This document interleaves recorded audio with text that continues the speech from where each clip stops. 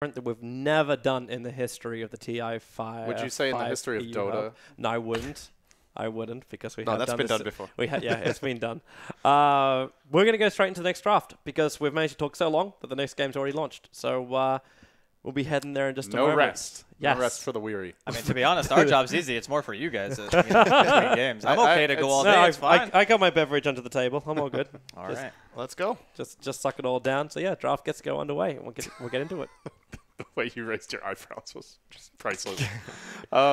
So guys, looking at these two teams, any pocket picks or unusual strategies that you've seen them use before that you feel like could come into play now? Look for the draw. I think it got Look for the Vega draw. It got banned second stage last game, I believe. Yes, it got banned the second stage. Have NiP run Dro?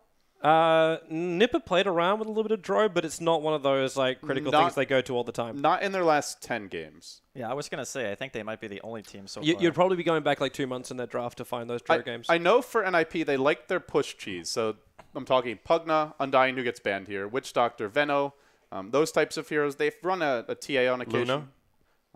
They used to love their Luna. They've not run it recently, though. They got really aggressive with their Luna. Like, it was always part of this like semi-aggro trial lane, but they only like doing that when they're on the Dire side. Vega they do weren't run fans Dro. of it on the Radiant side. Vega do run Dro. They've also run Ursa. Yeah, Pasha loves Ursa.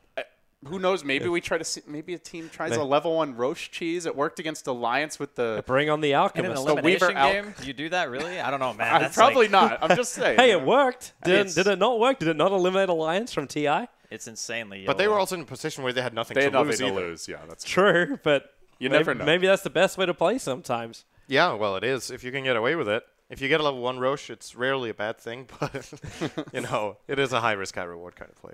Well, NiP were the ones with the first pickup. So the Quap, the Beastmaster, I don't think Beastmaster's seen the light of day at all. And it looks like we're going down a very, very similar path.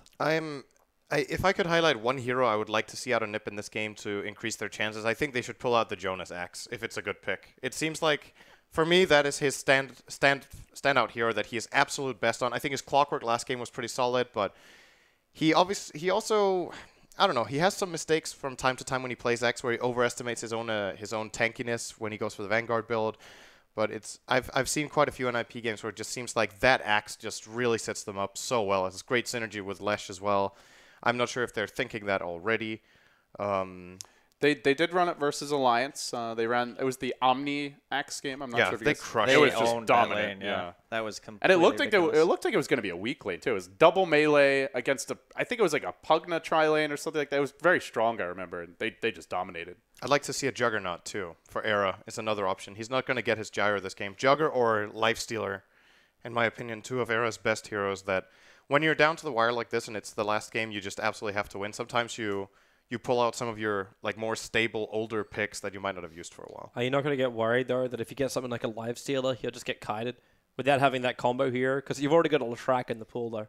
It's a little harder to work him into the lineup. It really depends on what they plan on. Like, they could run an aggressive trial lane with a Lesh and solo the Lifestealer if he has an easy matchup. They could get another vehicle, play the Lesh as support. There are always options, but I would agree. I think Lifestealer is probably a worse pick than Jugger already with these picks.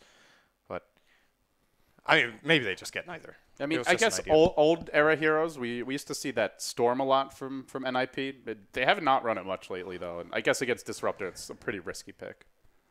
Yeah, I got the Shadow Demon for Hanskin. This is a real nice combo. This has been banned pretty much every game, right? Too. Yeah. Not normally first phase, though. I think It's like third or fourth ban, yeah. I think, every game Third in or the fourth series so ban. far. Yeah, I'm not sure. I really thought Vega were going to go with Shadow Fiend instead of Disruptor for their second pick. I mean, it kind of covers your mid basis. Queen's already banned out. And then you just have this perfect mix of like strong laning, turbo farming, team fight. You have magic damage. You have physical damage. It's just like a really balanced opening. But then NiP has a Disruptor. Yeah. That's true. I mean, it's that feels like a block pick more than a pick. I would But they're agree. both extremely comfortable with the heroes as well. That's true. NiP are going to ban out the Nyx. I think if I had to highlight one hero in that game that screwed them over, that would be the hero. I think Mag, for me, was the MVP for Vega Squadron of that game. Even when he did nothing, he just burrows in the middle of the fight, and you're like, okay, we can't really engage there. Did you see how little damage he took when he was inside the base? He got like 2 or 3 times multicasted. He was under the tower, he got multicast, and he was healing. Yeah, he's just like, yeah, whatever, it's fine. Just throw spells at Bring me. it on. It's like, it almost feels like, when I just see it intuitively, I feel like it's bugged. It's like, It's supposed to reduce incoming damage. Was it 40%? 40%, yes. It feels like more. Even. It really feels like 60 or something. Like it looks like you're under constant Stampede Ags upgrade from Centaur or something when you play it, but I mean it is deceptive. 40% damage reduction is of course ridiculous. It's actually bristleback. Yeah. So It's permanent it's bristleback. bristleback in all directions. Yes. So yeah, And a it's probably- bristleback that it's has probably good mass as this. lockdown as well. Yeah. I think it also has something to do with the fact how flat damage reduction scales with like base magic resist because they're two different components. And Yeah, you that's just- true. You take absolutely 0 damage. It actually heals you. Yeah, literally healing from taking damage. So it blocks 40% first, and then the flat is applied after. Is what you're saying? Like living armor. Yeah, basically. pretty much. Okay. I think that's how it works. That's pretty scary. That's insane. Well, they don't have to deal with it. They're gonna ban it. They also banned the Darkseer, so another comfort pick for Vega out of the picture. Yeah, and this hero with Disruptor Gyro just feels so scary. You've got Surge for the Oh, there we gyrocopter. go. No, good call, Banned it Sind, out. but Vega one step ahead of NiP here. Ninjas in pajamas could it's shred them actually- apart right now. It's a more appropriate ban considering the fact that Shadow Demon's actually in the pool. I think that combination is a little bit better. You've actually just given SF to Ninjas in pajamas if they want to have it with their combo, as if you want to run a Leshrac on the safe lane. But there's so many other things you could do. Like, what was that combo we saw in China? Was Kunkka, Invoker, and the SD? That was that in China? No, No, that was that was Yellow. Was it Yellow Submarine who ran that? No, it was London Bloody Conspiracy. That's London Conspiracy's draft. London Conspiracy. Yeah, but like that kind of burst damage which you get is ridiculous to deal with. I've never seen NiP run that, and I don't think you go for that unless you've practiced it when your TI life's on the line. But it's so where do you go from here? You pick up a PL. He's one of the safest heroes when it comes to a team fight because you can just spam out and keep him back. And even with SD Disruption, you can keep everything back. It feels like they're just playing the percentage play. Obviously, there's so much on the line. Like, so much on the line. The loser of this goes up against the winner of this goes up against 4AIC as well, so there's still a long path to go before you punch a ticket for TI. But Vega's getting SF. everything they're looking for out of their draft, and Ninjas in Pajamas are kind of getting the same. Fourth pick SF. You do not see that very often. I was about to say, until they picked that Shadow Fiend, I was about to say Vega definitely get bonus style points if they win this game for beating a lineup and then picking it. Yeah. They picked the that's swag same points. 3 first picks that Ninjas had in the last game. They just grabbed Gyro, Disruptor, and Clock. But now they get the Shadow Fiend they had last game too. So, is it Coddle? You think for NiP? That would be I was very actually- 4ASC-ish. Against Clock, isn't he really risky here against Lightning the Light is Clockwork? awesome against Clock. Yeah. You can knock him out of cogs, and I think it's more because of the fact now that Vega get the matchup with Leshrac, so NiP will be okay with that. Whereas before they didn't know what they were going to be putting against mid. So the Leshrac first pick is strong because it's so ambiguous. You can just do whatever you want with it. You can go aggro, you can just do it as a support, you can put it mid. So now they can just rotate their lanes if they feel it's necessary. And they go with the Dazzle. Oh, the Dazzle Shadow Demon duo. This is very scary in the late stage. Potentially. This is scary as hell for Gyrocopter. Because if he's looking to run that safe lane and he's looking to get aggressive, that means he's coming close towards NiP. You disrupt him up, the Dazzle with the burst heal, the Shrek with a follow-up stun, lightning potential. You've got the makings of an aggro trial in there. They've gone aggro tri-lane 2 games in a row as well. They went the Wisp, Rubik, +1 the first game, and then they did it last game aggressive tri-lane on the Dire side. Yeah. So, I mean, that is a strong aggressive tri-lane. You can run Lesh 1v1 mid and then something for the safe lane perhaps. And How do we look at for like PL up against Clock? That's an okay lane for PL. He has better damage. He does okay. He can actually harass with the lance. I suppose getting caught inside the cogs isn't that bad either because you got your doppelganger, even though the battery assault kind of screws with that a little bit. You can just hug the Clockwork in lane if you're PL because you'll probably make more effective trades. I believe you have higher base armor, like Sin said, you have higher damage. and you have good damage, yeah. And if for whatever reason you do get ganked and have to run away, then you just doppelganger around and you're fine. It's like not a big deal. Vega actually banned the Broodmother unless NiP are running that. I think that they're it doesn't work for my they're combo. expecting a tri-lane, I'm pretty sure. And they don't want that 1v1 matchup that a Brood can just run over. It's just to keep themselves safe. But then you'd be moving like the PL towards the top lane to make that Broodmother fit in. Unless you run the Leshrac in the mid, you could probably run something else like a Mirana on top. You can run PL mid. Yeah, you could also run PL mid. That's true. Up against the SF though? It's a tricky matchup, I think, but you can land spam him and try to CS, and at least in the first 2 or 3 waves, Shadow Fiend should just lose that lane because PL has like 20 damage advantage. So they ban AA here, and that to me says NiP really wants to make sure that they can dominate the lanes. Yeah, not this just is lanes. aggro tri-line, we know it. I mean, you have Dazzle and Lesh. I mean, Lesh eventually goes Octarine Core. Dazzle is your sustain. It's You don't good later wanna- on as well. You don't want to just get hard countered. And plus, Ancient Apparition Ice Blast guarantees a shatter, even if you grave, like you just die if Aghanims is up. There's nothing you can do about it. If Vega don't pick a very good defensive support here, I think disruption equals kill. So in this there's lane. There is no counterplay. There's But who's Winter Wyvern. There's Abaddon, Tree. Winter Wyvern wouldn't do enough early on. I think they No, need it a would. shaker. Because Cold would? Embrace stops physical damage. So the Shadow Wave wouldn't actually hit if you could do it That's fast true. enough. Huh. I mean, that could be an interesting pick. Hmm. Nah, yeah, shaker. that's what I was Okay. guessing. Okay. Yeah. Good against PL as well. That's a good It's team just fight a way combo. so that when the disruption comes in on Gyro or Disruptor and they're about to combo with Lesh, you fissure and you just buy time and disrupt the combo. I still think this lane is not safe at all for Vega, but it's the best pick I could imagine remaining in the pool to just cover their bases. So what is the final hero here for NiP? They've got a minute and a half to think it over. Actually, a bit more. I think Puck is good, Yeah, Puck is very strong. I agree. but I kind of always think Puck is good. Well, the thing is, But they owned with it in game 1. They've That's got to true. feel confident with it on Limp. yeah. And the other thing, too, that's nice about Puck for NiP is he's not a hero in this matchup who has to go high ground by a certain point, which I feel like just being able to find your momentum during the early mid game gives the Lesh and Phantom Lancer plenty of room. And I think that if it does end up going ultra late and the Shaker doesn't find good echoes in the team fights, the PL will just run over this lineup. I mean, we saw earlier when Navi were playing. It's just you have a PL who farms to a point where these other kind of spread damage heroes like Gyrocopter just can't deal with him. Like, it's not enough to just have flat cannon. You melt. Is it worth going for something more like a leaner pickup again? Because then the SD and the Dazzle can just rotate. Let's go for an SK. That's a core SK too. He's pretty. He can really dominate 1v1 against melee heroes if they want to go for a matchup like that. He's not gonna have a great time up against Clockwork though. It could be really good. It's not that bad, though, if you think about it, because the Clockwork... He's not okay. in that lane. He's with the Shadow Demon Dazzle lane.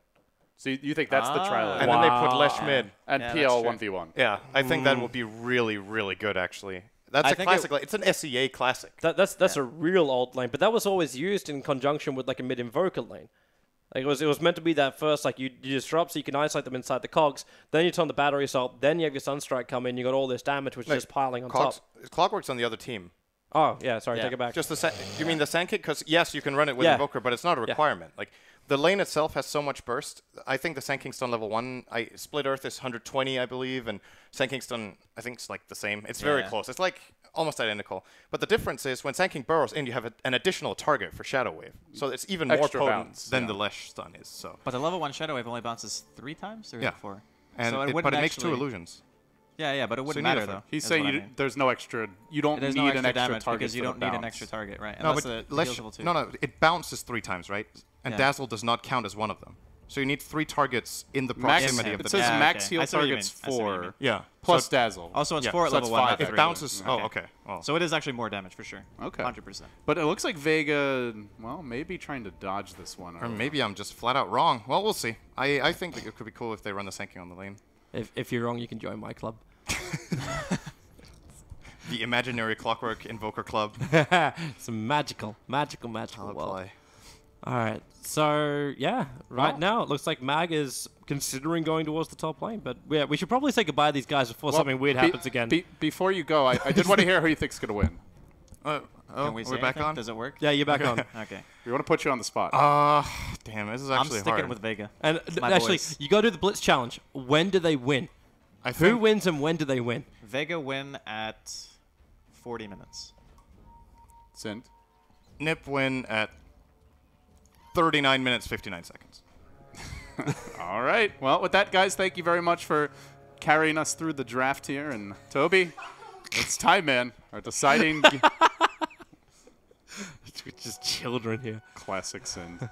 Always got to be one-upping everyone. This is our deciding game 3, folks. It's Vega taking on the Ninjas in Pajamas. One of these teams goes home. The other will be facing 4 anchors tomorrow as the opening best of 3. And whoever wins that match, they guarantee that they go to TI. They may be the Yes. wild card team. They still have to beat Navi, who's waiting in the grand finals, but at least they get the trip to Seattle. We'll see who can reach that mark. For now, it looks like Vega has moved their tri lane back up to the top. So at the same time, Limp, this is such a beautiful way to start the mid lane. What do? I have this half a second cast time stun, which I can land on the SF and get multiple attacks into. And the SF even went for Razor's level 1. So he's gathering no souls. He's just trying to rush the bottle, which is now coming out in the courier. But SD, look, actually check out the SD right now. He's just chasing after Solo. Yeah, you cannot be near the Shadow Demon and Dazzle. Because if those two are together, they're going to die. That's the reason why. They're actually trying to get rid of the D-Ward.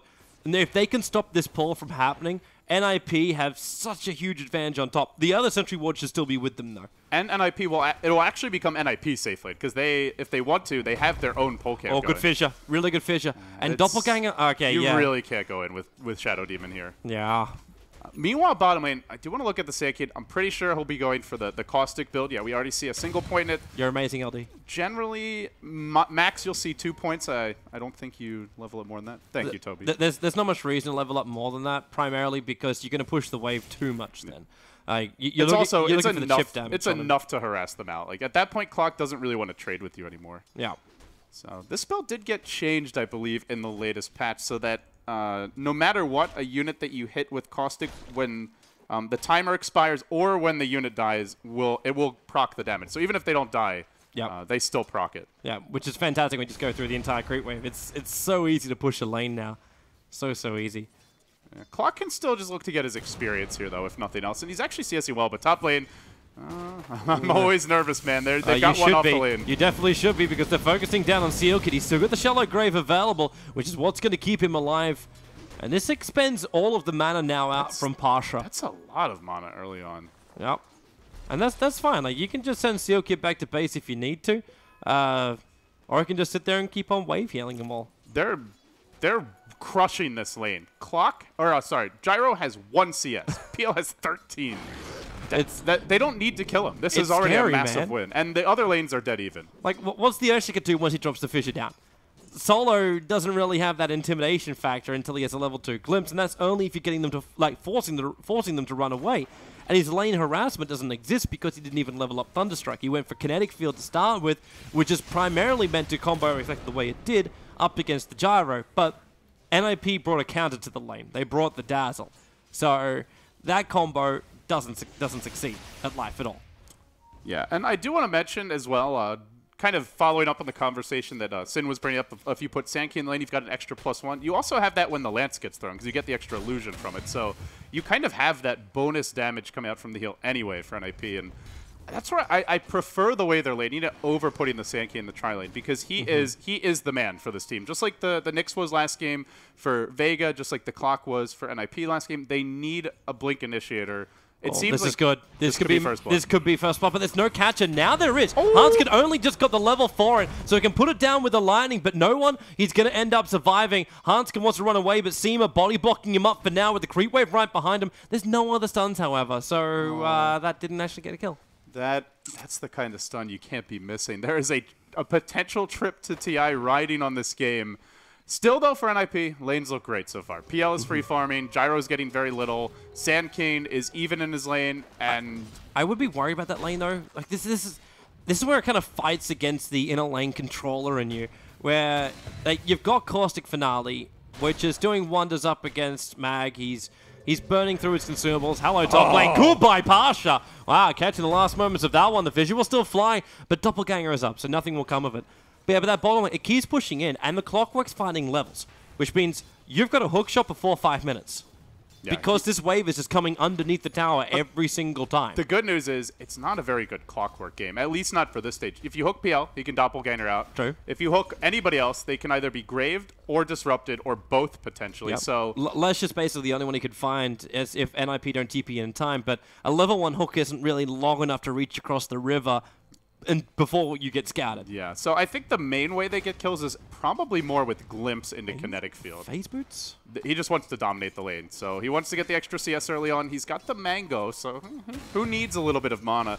He could rush the Blink Dagger, but I guess what NiP is feeling is we don't need to change the lanes. We're winning all 3. Let's just focus on continuing to dominate these, get even further ahead. And he went for the 3 points too in Caustic. Wow, that is...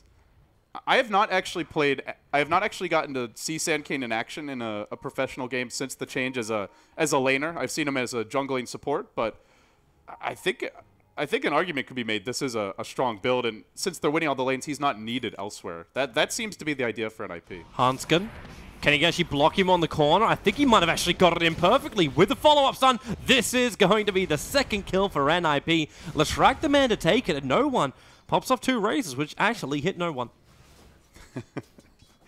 Well played, sir. Well played. Pun was not intended, but realized. And After Limp, the is he going to go? No, he's not going to go again. That is one thing, though, which is nice about the phase boost. Because the SK went for Caustic Finale, like the level 1 Burrow Strike is a piece of...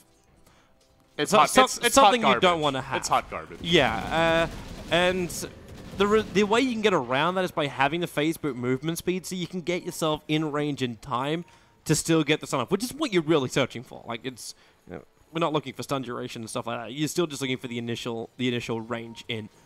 And that's all he really needs. Movement into mid lane might be a little bit quicker as well. This is so good. This is unbelievably good for NiP right now. They're winning all. Well, they're even in 2 lanes. They're dominating the third. They got 2 kills, and they're also even getting aggressive in the jungle here. You see Hanskin.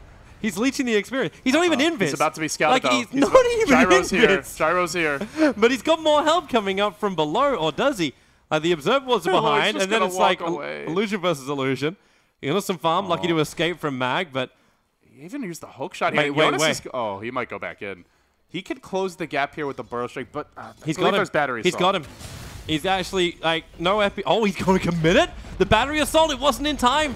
Mag is down for the count. Innocent Farm gets not only lane dominance, but the solo kill up against the Clockwork. SF's come in, and he's looking for a 1-2, and that's a 1-2, but unfortunately it's a big swing and no ding. The wrong 1-2, man. Not what they needed.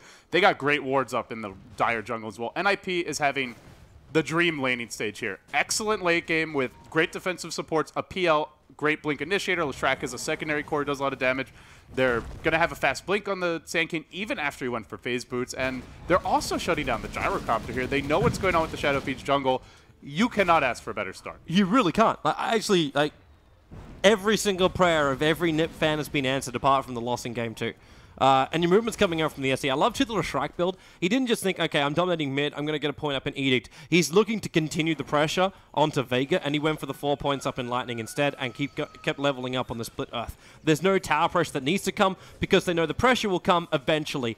SK now has arrived on the top lane. He TP'd up the tier 1 tower. Hanskin right behind Parsha. And they got Disruption Catcher. Yep, Limp, look for the stun. There she blows. And with the lightning bounce up, it won't reach solo, but it mops up most of the creep wave anyway.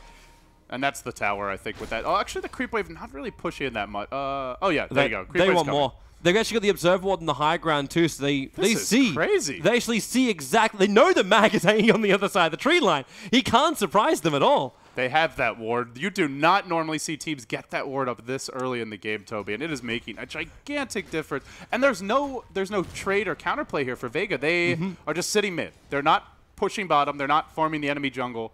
They were totally unprepared for that movement. And it might seem like a small thing, but a minute of wasted time at this stage of the game is going to probably be an extra 1,000 gold you drop, especially with the tower. You're looking at closer to like a 2,000 gold swing almost from that. This is just like game 1. Like, you've lost control of your top lane.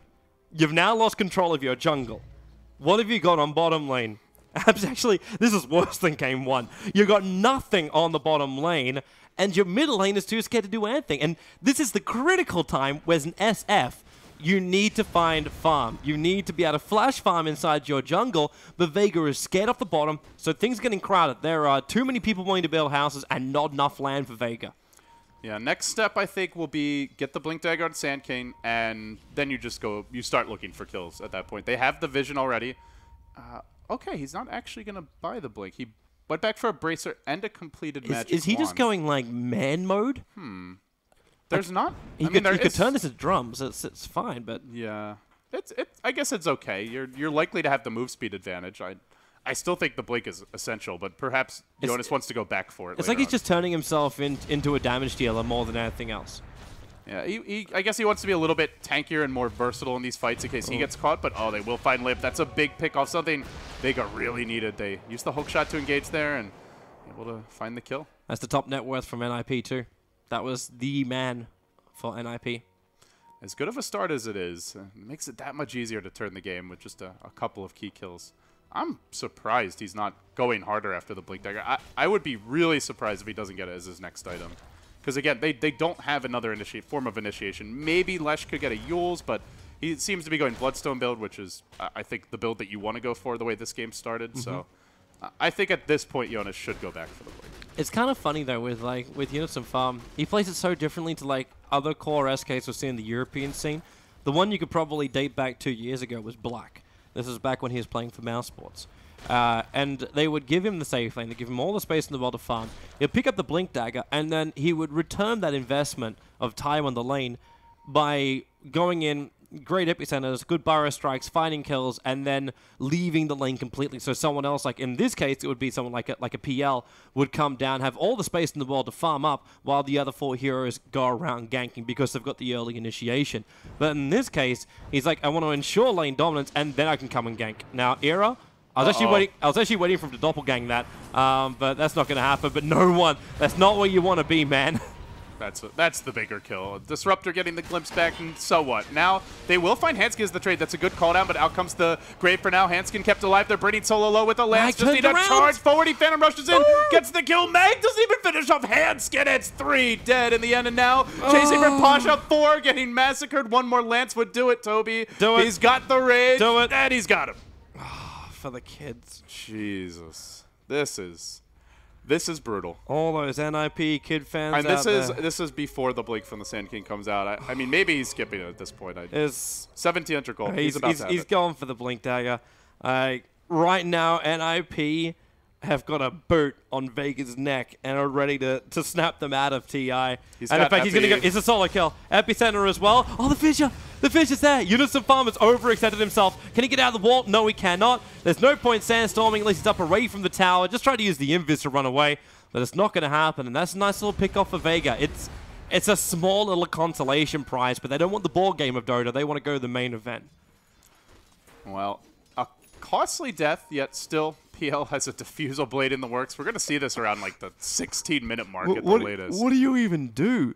Like, do we have arcane boots on either of, like, on anyone from Vega? Can they repair the mana loss? Okay, we got him on Earthshaker, but we got Tranquil's over on Disruptor. If you take away even like 2 swings of the diffusal blade of the mana off Disruptor, I don't think he's actually got an ultimate that he can cast with his current items.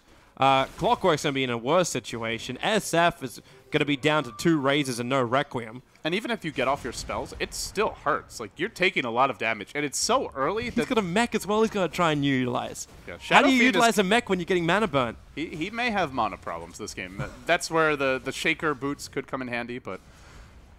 NiP looks like they will see a 5-hero group up towards bottom. Maybe they just let Vega have this tower for free, which is something Vega desperately need. A little bit of momentum, something going their way. They are also rotating their clock, not their clock, just a rocket towards mid. Seema getting the fissure onto Hanskin, but there's not a whole lot of follow-up here as Jonas moves in.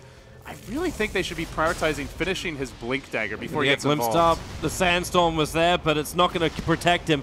It's the 2nd death in a row now for the SK. He just needs to go farm his Blink. He really does. He should not fight anymore. Just go to his jungle. They had control of the map anyway. There's almost no reason for him to leave bottom. Go to any lane. Maybe not mid, because mid is where you're most likely to get killed. Just go bottom. Just farm bottom, farm jungle, push the tower. It's like NiP are not under the pressure to do what they're doing right now. Like, you got the aggressive wards, and maybe they're worried that they'll give Vega the same space they did give him in game 1. Because by doing so, Vega found time to potentially hit their timing, which they completely missed. But that's kind of maybe the same thing NiP's got in their heads. Like, this happened in game 1. We gave them space. Maybe not so confident up against such a team fight kind of thing. Not as great. And he did actually finish up the 4 drums. That was just the, you know what? Screw it. I've died twice. I just want HP. I just want something. Whoa. Okay. Uh-oh. They say lag, and then they 5-man disconnect. This is not good. Yeah. They're all in Atlanta. So I'm assuming that something went wrong with the internet connection there, and they're just having to restart everything. So that actually should be the easiest, quickest thing. Like, that's 1, maybe maximum 2 minutes of downtime. Hopefully. But you know what we do in downtime? What? Yeah, you knock on wood, please. You know what we do in downtime? What do we do, Toby? It's effigy check time. Effigy check time. It is perspective mood effigy check time. Effigy check time. That's if Weapon still has it there. I made Cinder laugh. What was that? What is that actually? I think he's trying to hold a taco. Huh? It looked like he had a dinosaur on his back or something. That was weird. Do we have, like, can anyone translate the Swedish? Sind. It's basically the same as Danish. We looked. Wait, what's that? Marenkom. You sound like you were sleeping. No, okay. So I think there are 2 ways of interpreting this. Either it's the man came or come on, man. I think those are the Probably the latter. two interpretations. So maybe that's the one you prefer.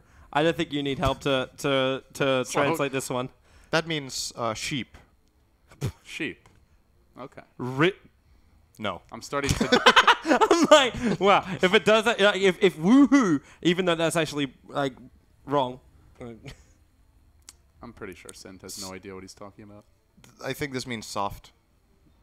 But what's the space, man? What's the space? I'm not sure. Because right now he's Dwarven Sniper. Now that we actually have a non-effigy player in NiP. Shame. Shame galore. You should not be allowed to compete at TI if you don't have one. Exactly. That's why they disconnected him, our producer says. Beautiful. This is not Swedish. All right. To the front, what boys. is that? To the front. Saichus Komu tu Budet Bolno. I'm pretty sure that was very far from. That was exactly how it's pronounced. The funny thing is, though, like, this is meant to be in the middle of the Pudge's jump to do the Ice Ice Baby dance move. But unfortunately, he doesn't finish it. Wait, what is... Really? Wait, hang on. What is this? He's actually got a triple... Did he get an effigy during the Vega versus Na'Vi game? You must have. On the 30th of May, 2015. I didn't know you could have those. He got an effigy inscription. I didn't know it. This is the first one I've ever seen. So you can have, like, tournament event effigies. Supposedly, from what I understood, either when you watch a game, when it says X viewers got a drop, It's only an effigy it's no drop. longer items, it's effigies. So, but maybe they drop for the players too, or he got it while watching. Did the But triple... it was his own team, so it's Did got the to be triple kill that happen from a Lashrak? Just saying. Not sure. I don't know how they're connected. If you have to use it. Oh, this is probably the guy on Reddit who wanted to give an effigy to Vega. Nice guy. Ah, cool. What's the last one then before the players come back? Wait, that's it. There's only the three. Well, I guess Vega did need effigy donations. Guess they're missing out. What we got you here, Sin? What's your thoughts on the game so far? I don't know. I agree with you guys that Sand King is just a little bit too excited moving around the map. I would definitely recommend getting the blink now as well. He just completed the drums.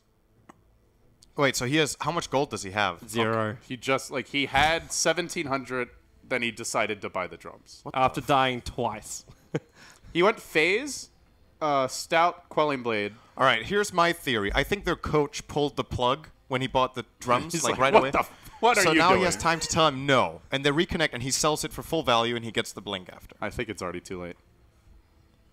Wait, is that This is that ETA 10 plus minutes? 10 minutes plus minus. Okay, so roughly 10 I don't know. minutes. My read on the game, NiP are obviously in a great position. That's no rocket science, but it's also like just looking at the position, especially the PL is in with his amount of farm and how little they actually are able to pressure him. It seems almost impossible for Vega to kill him without a static storm. The gyro is So, also he's gonna get insanely poor, by the way. I don't know if you guys Yeah, have looked that's at his true. net worth yet. Yeah. Did we note the 3-minute 1 CS gyro? Was that Yes, taken that into was account? noted. Yeah. I was just curious because I was watching in the other room. But That tri-lane was really effective. And then the other two lanes were at least even. The Clockwork actually did really well against Sandcane. I thought he would have a slightly tougher time versus the Caustic build. It but didn't really burn that many of his consumables. Like Yeah. whenever the Caustic Foundry went off, Clockwork could see it coming, and he just backed He up. just backed up, yeah. And the lane pushed, so he didn't really have to worry about getting the CS in. Yeah. He sacrificed his farm when the creep wave was pushed out. Then it all just pushed in. It's like, oh sweet, let's farm under my tower. All right, Andy. So you've got 10 minutes. All right. You're the coach of Vega here. okay, all right. How do they win this game? What are you telling your players right now? One reconnect. This is $5,000 now. You're getting paid for this. All right, so how do I win this game? This is tough, actually. More How importantly, close how do is you the get them Sand King? past minute 40? Okay, the Sand King went drums. Okay, so he doesn't have blink dagger, so that's actually good, right? Yeah, Because that's very otherwise, good. I mean, Jonas would have a really easy time just counter initiating because Vega's only form of initiation is Clockwork, right? So that means the Sand King has a really easy game if he has blink, but he doesn't. So I would say, you know what, relax, it's fine. Sand King doesn't have blink yet. Maybe we find like one good smoke. Roshan hasn't been taken yet, to my knowledge. Yep, definitely not. No, he hasn't. I have a 5-minute gap in where I didn't know what happened because I we came can help from the you other then. stream. They haven't. Right. They haven't. So the last fight I saw was when they were inside of the jungle and they ended up losing SF, I think, on Vega, and maybe one more. And then after that, I am pretty much not caught up. They're able Didn't they lose to four get in that get fight? 2 kills on the SK, one on bottom lane, one in mid since that point. The first time he tried to go in bottom, thought he had a free epi kill on, I think it was the Disruptor. It was a Disruptor and then into the tower. Earthshaker was waiting behind him, so Yeah, he just okay. fissured him and he died. So he died between the two And then the towers. mid fight, he walks in, he burrows, he tries to, or he went in, then he tried to back burrowing down the cliff, then he got glimpsed back and he died again. So he's just died twice in like the past 3 minutes. And then Rage Port drums. I actually think when you're in a position like this and you have no real clear way of taking a fight that you can guarantee that you can win, usually one of the best things that you can do is what Vega did in the prior game, which is just try to delay for as long as possible. And that way, one team is more prone to making mistakes. And if you have heroes like Earthshaker and Clockwork, you have big AoE wombo combo with your Disruptor, you can potentially turn a fight in a big way in the later stages, even if you're up against something like a PL. So just look for one big team fight, basically. I mean, it's not really what Vega did 100% last game, but you could see how the game complexion kind of changed the longer time went on. Like, Solo got more items. He was harder to lock down. The same thing can be said for what Vega have. If you get a couple of BKBs up on the SF, the Gyrocopter, the PL's burst damage potential with Diffusal kind of drops significantly. So I think that, in a way, delaying the game, yeah, it might hurt them in the sense that PL is a strong late-game hero, but you still have your Shaker to fall back on, and you have plenty of AoE. So you think it's better for Vega to go late, given the situation? I think right now their Gyrocopter pretty much can't even fight. I mean, Pasha has brown boots. Like, what is he so supposed to poor. do? This PL has He has a Shred, belt? Tequila, almost Diffusal Blade as well. He's almost got Diffusal. He's close to Necro 1 on the gyro. Okay, so he's fine. Yeah, decent farm. Yeah, I like that. Excellent support gyro farm.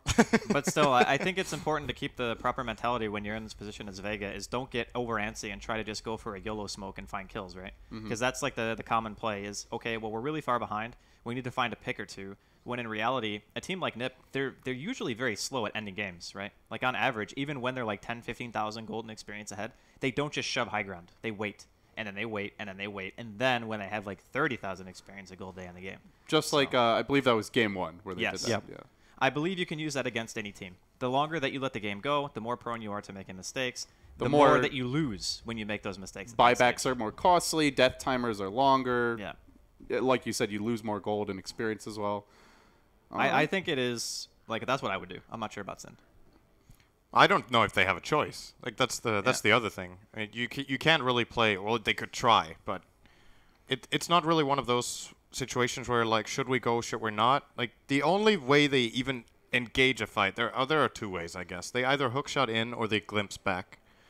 They could try to initiate with Fissure, but they're still going to need one of the other's abilities to follow through. So when you look over at the NiP lineup, I think the PL, as mentioned before, is almost impossible to gank. Then you have double defensive supports, and you have a Sand King who has Burrow Strike to get out. So it's very limited how Vega find kills, but as long as they at least control their side of the map and let's say break even on farm, I think just relatively by farming the same as NiP, they will close the gap with every minute. And then if they can manage to stall it out that long until, say, Shaker gets Blink or maybe at least Gyro gets any sort of item, I would say a BKB early is probably the item once again in this game, then they increase their chances of winning a fight dramatically. Would anybody like to change their prediction? No. I'm sticking with Vega because I can't jump ship when somebody's looking bad, you know? I'm just not that kind of guy.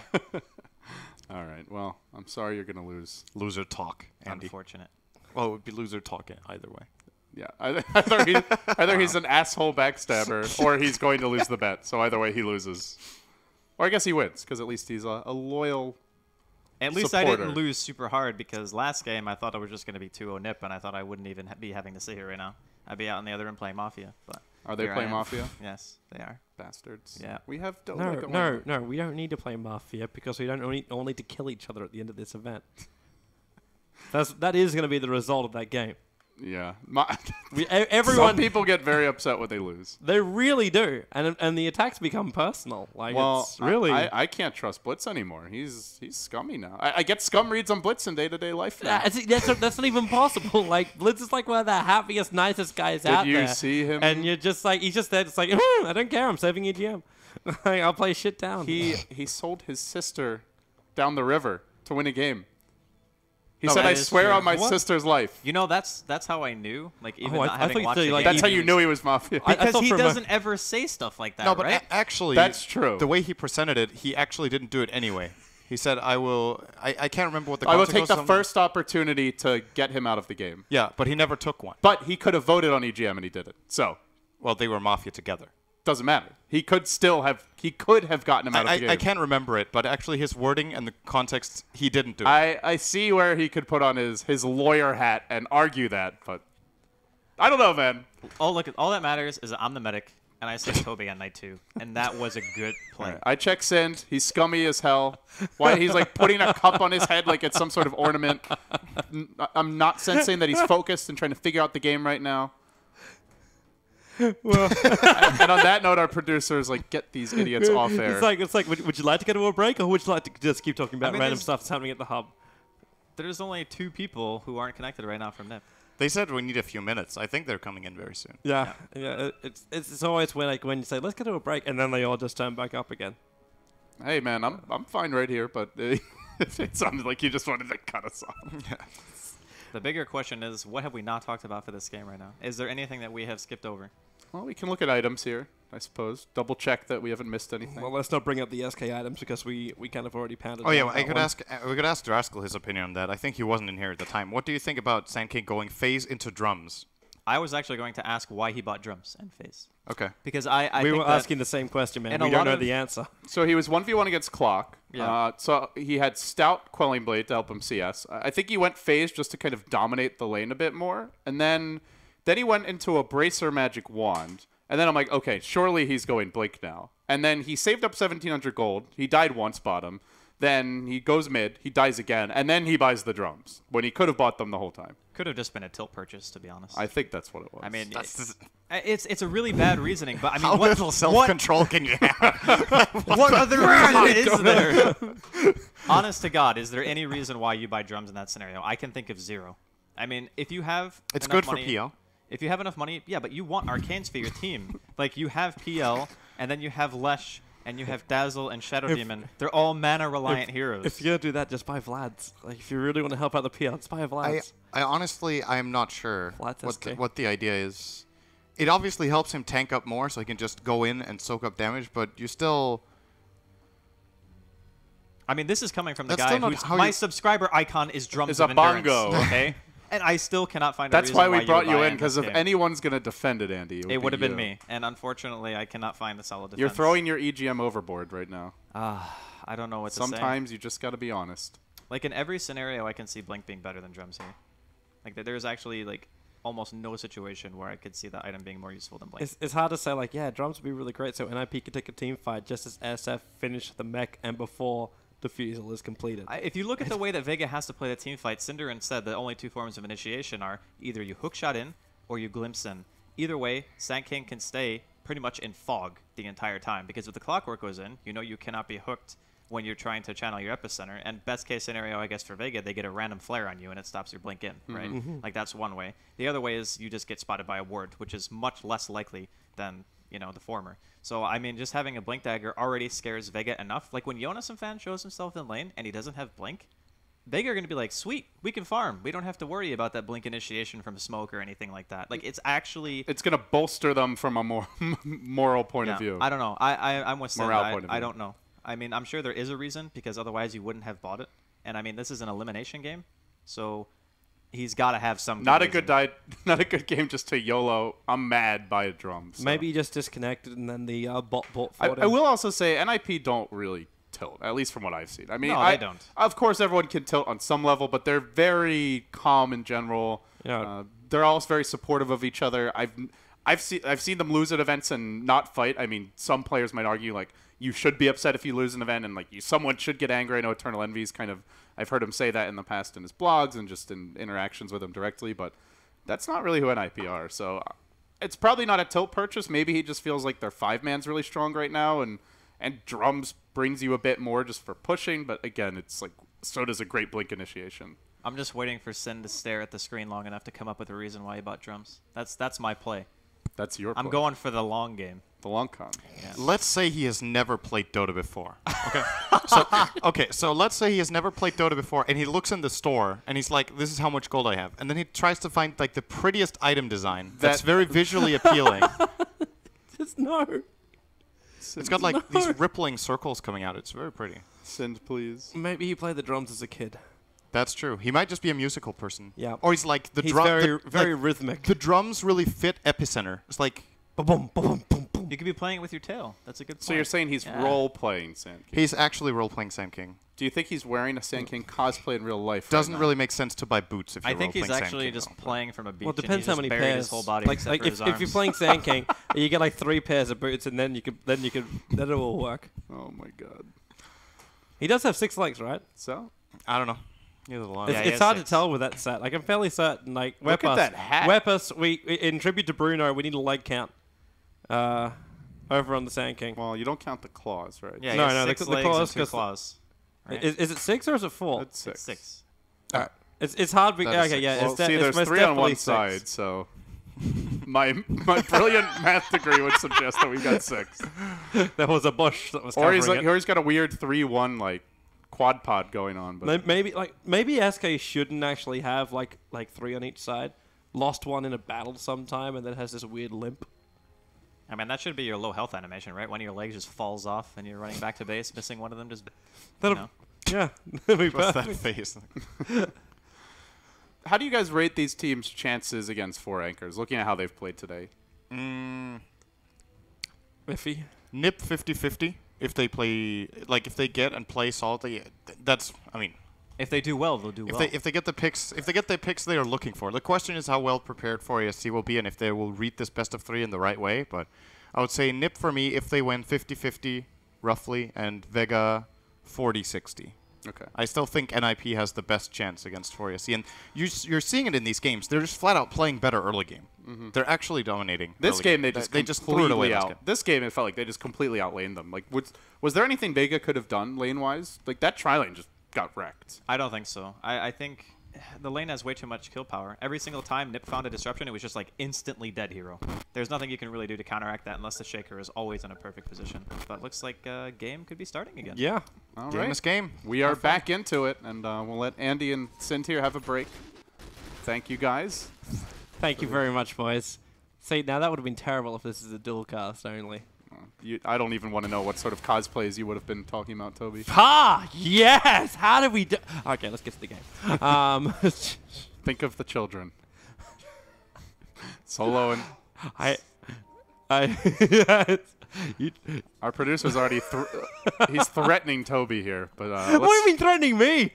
I didn't say anything. It's just what you think I'm he gonna knows say. what you're thinking, and he won't allow it. But anyway, back underway here. Looks like Vega is going to hold the line in their bottom lane, and man, that is a fast diffusal blade for an aggro tri-lane PL. It's kind of funny. I actually thought the diffuser blade was a little bit later than that, but I didn't realize he was that close. Yeah, I thought he was like 16 and a half minutes. Yeah, he would have it. Yeah, but- because that would then make sense for Vega grouping up on the bottom lane and then pushing. But I'm still very, very concerned about this SF, where it says 6,100 net worth. I just want to remove like 2.5k ish away and say your mech is useless. Like it's not going to be able to do anything during these fights. And it's not like you're going to say I can bottle up during a fight when you got like a couple of PLs hitting you. And it's going to help, but at the same time, even if he has the mana to get it off, the thing is that NiP are just getting tanky. The PL, as mentioned, is almost impossible to kill unless you glimpse him into Static Storm, and they cannot disrupt/heal/grave him, which means he's horribly out of position, basically. So he can't really die. Lesh has the Bloodstone. He's incredibly tanky and can deny himself, and has the same supports to back him up. And as mentioned, you've got the Bongo Sand King. He's basically got 5/2/2 move speed, man. So there's no killing him. that's the little drummer boy coming in from Sweden. Maybe this is the plan. So see, instead of getting a Blink Dagger, he's going to Quelling Blade his way into perfect initiations every time. I think we're really scraping the bottom of that barrel. Nice hook shot in. So Seal Kiss, the Dazzle. He's going to go for the weave first and then for the Shallow Grave. He's doing that on purpose, primarily because the TP support's going to now arrive, and then this happens. And, well, he can drum charge and chase, but he's not going to do so. Mag will, in fact, run away. Well, he just while happy. in middle lane, they lance it out, and they just destroy Pasha. There's a colorful array of lights, which is the TPing of Vega, but defensive disruption saves him. The Echo Slam! It was too early from Seema. It didn't hit Jack, and now they can turn around, lance it up, and Vega just committed so heavily. Limp is looking for this lightning kill over on Mag, but the cogs will keep him alive, but now he's so low. They got him. It's a massacre. It's 3 dead. It could have been even worse. Sand King, by the way, ended up blowing his epi there on the counter gank, but didn't really matter. Who cares? Didn't matter. Everything's going fine. He didn't even have to use a drum charge. He's Yeah. he's saving them for later. So 11 Bloodstone charges. I just want to apologize to every single pro player that's tuning in right now who is just like, you should never accuse pro players of doing anything. But luckily, we're not doing that. That's Syndred and Rascal. No one was accusing. Okay, we were all inquisitive. Yes, That's a difference. we are wondering why. Oh, why? They're in a really good position here. I mean, Yeah. that goes pretty much without saying. Sand King can now, if he wants, go into Blink. I mean, who knows? Maybe he's just going to get a Force Staff. It would be good against the Clockwork, but you can't really kill anyone. They have... By the way, the graph is totally messed up. That's the pause. They have they have Shadow Demon, Dazzle, and they're leading. And they already have great solutions to hookshot anyway. Like this, that's my big issue for Vega. I feel like the only way they win a fight now is when NiP overplay their hand. And can you even overplay your hand when you got a Dazzle right behind you and a PL that can doppelganger away? They have to severely overextend into the Dire base basically. Because even that fight they had underneath the tier 2 tower, I can say under.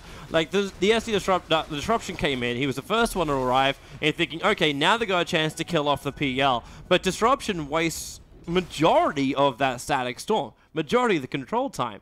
So you've got a hero like Dazzle and SD that can stop practically any initiation in from Vega if they're in a good position. There's just too much pressure on the Disruptor. He has to catch both defensive supports and whoever he wants to kill, or he just tries to kill one of those defensive supports. But then if he doesn't catch both, the other one's going to save or at least delay the kill attempt on the Shadow Demon or the Dazzle. So again, it's just a lot of pressure on him. I think that's where for Vega, they have to look for the big fight here.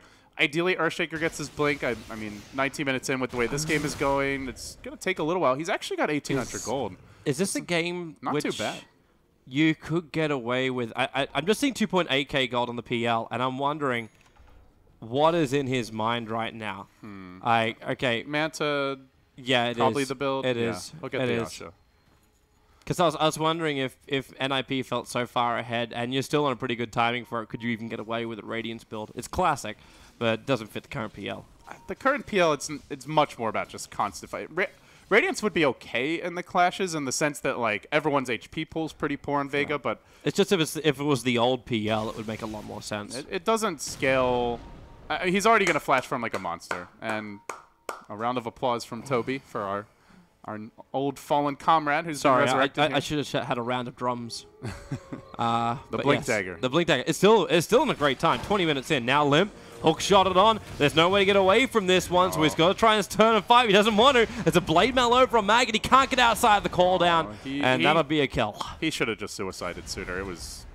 He had a ward there. He saw the other heroes coming in to try and kill him, so I think just got a little greedy, thought he could walk his way out. That is a big kill, though. I would like to know how much of a gold swing that is in the end. You can hit that fight recap, and missed it by that much. I didn't give you much time to react. My apologies. But you do get a Disruptor, very quickly dying to a PL.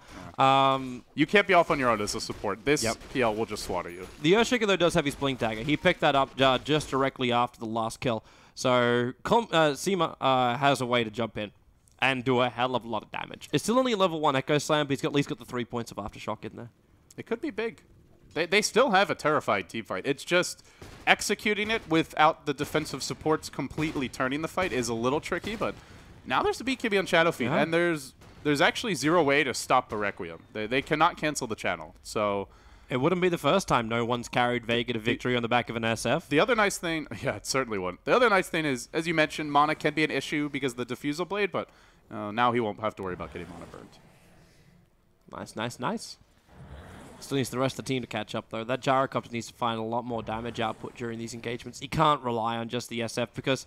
Well, I was thinking that was going to happen where he could just blink in and Burrow strike him, but the SK just ran away. For Era here. They have the new shiny Blink Dagger, and there you go. Dunk to start. Static Storm to fall. Kinetic Field comes down, and they got him where they want him, but he walks to the left, tries to retreat, can't make it out. Very big kill by Vega. Meanwhile, on North, the SF will be TPing away to safety. Triggers his BKB, so 10 seconds down the drain. It'll have 9 seconds later on. Not sure what the plan is here for Mag. He's not going in even 2v3. That's not happening. So We had the Earthshaker behind him again, but there's no Echo Slam, so it's just a Fissure and a Totem Stomp available. these kills are big for Vega. They don't need to get a huge team fight. Just a kill here or there can make a big difference. It's space creating. That's really what it is. Because now the SF has the potential to go into his into his jungle, or Vega can stack that up. You've still got Vega. Yeah, it just feels like we're running a broken record for this series. You have to check out the Ancients of Vega because you know they're going to be farming it. I would like to see them try and pressure a little more on the side of NiP, but it seems like they're content just to trade here. They have Lesh PL. Arguably, that's at least as good, if not better, late game compared to Shadow Fiend Gyrocopter. There's a lot of AoE to deal with the PL illusions, but you can always go for more of that just right-clicking combat build. We've seen that work pretty well into the Satanic, Abyssal Blade, MKB, probably a necessary item at some point to deal with the likely double butterflies coming out. So I think they go reasonably late, and they have excellent defensive supports. But still, with the start NiP have had, it seems crazy not to try and choke Vega a little more. Get some aggressive wards up, ideally block the Ancient stacks or try and steal them. But for now, NiP maybe a bit shaken by these couple of kills that have happened and adjusting to a more defensive posture accordingly. I really wouldn't want to give Vega any more space than you really, really need to. If possible, I'd take out these tier 2 towers in the mid and the bottom. Priority targets number 1 and 2. Primarily because you want to make sure you can kill off Roshan. Now, you do have sort of enough damage to get through him. I don't know if they're going to medallion on that Dazzle yet or on the ST, but I think they do. Yeah, they do. So they've actually got ways that they can burn through Roshan nice and quickly, and they can't get that to Vega. Vega's team fights are already scary enough, and having an Aegis Immortal, you got potential to get up on high ground. They find the Shadow Demon though. The 2-hero Fissure comes through. Hanskin can't even react. He's dead. But Limp's running in. He's got a fresh BKB available if he wants to engage, and I don't know if they want to fight against him, Toby. They do have a BKB also up and no one, but in comes the PL looking for the backliners on both sides. Jonas has isolated solo. Meanwhile, no one going to work. There's the hook. The BKB is going to end soon. He does have the Bloodstone Suicide if need be, and in comes the Shaker again with the Fissure. Huge combo plays from NiP, wiping 4 heroes off the map. Only the Sand King left standing, and again he blew his Epicenter. Just got the Disruptor, though. Man, yeah, Solo, Vega only losing 1 in that fight. NiP got crushed, and not only just crushed, they got crushed on a choke point. They burned through their BKBs, but the Clockwork Hookshot is what made that happen. It didn't matter that the Shallow Grave came out from Dazzle. It was the fact that you were able to isolate the 2 heroes together, and there was just no escape. So it starts off here. Limp tries to run away, but Mag is your man here. Waits long enough. Seal Kid actually getting pulled into the middle of the cogs, and even that Echo Slam meant that no help could come from the back lines at all. And the unfortunate thing was when PL Phantom rushed in, that was right when Shaker came in with the Blink Echo. So he got caught on top of the Shadow Fiend while Requiem was being channeled, and then he just instantly popped without getting to do anything. That was a bit unfortunate for Era, but in general, NiP were just very hesitant in that fight.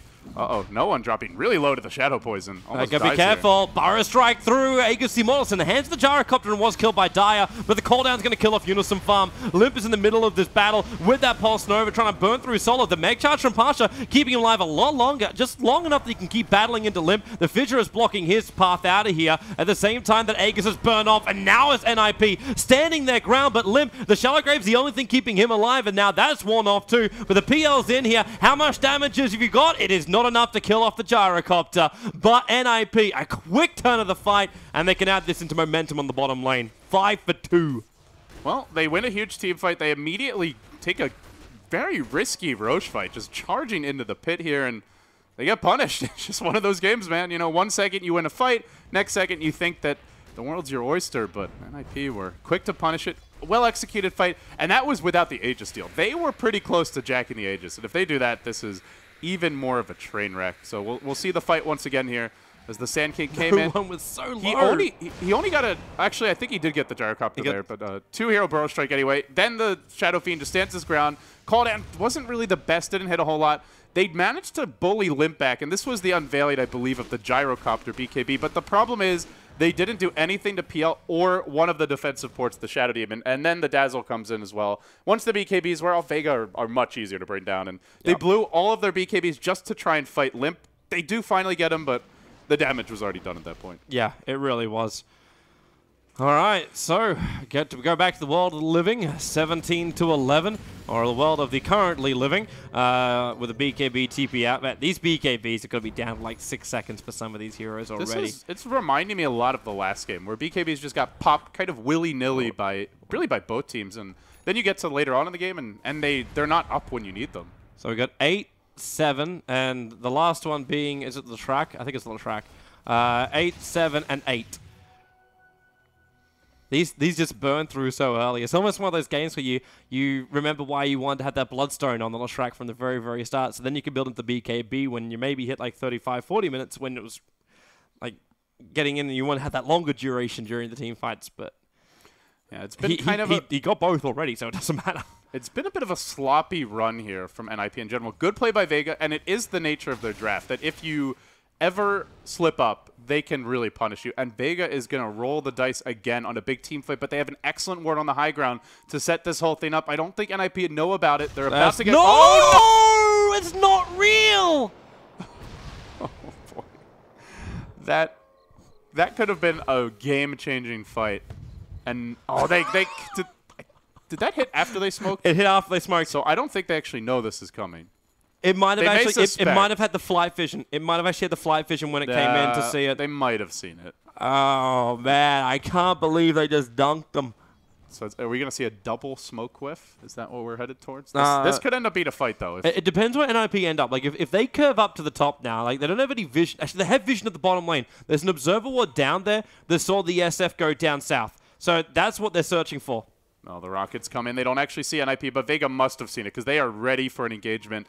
I don't think NiP want to go on this. This is at least not this way. This is a pretty risky approach. NiP will be fine with this if they can get that weave off at the very, very start, almost as a scouting, especially like this. Seal Kit, Disruption, Catcher, that was actually coming out from Hanskin. Then for the Purge, no one. The Fissure buying him some space, but the weave having its effect. They can just push the Tier 3 tower, and Vega cannot come in for 10 seconds. They can't hold the Tier 2 now. They're going to have to give this up. Yep.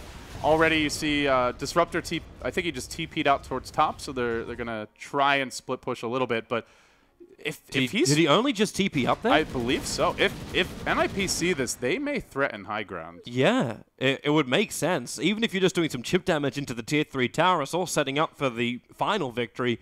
And as the guys were saying before, like NiP, they have trouble finishing the game. So if they can get up on the high ground and start chipping away at the Tier 3 tower and open up the racks as an option, then that's a chance. That's a chance right there for NiP. Well, we'll have another pause here as we have another disconnect. Jonas having some issues now. Very unfortunate time for this to be happening.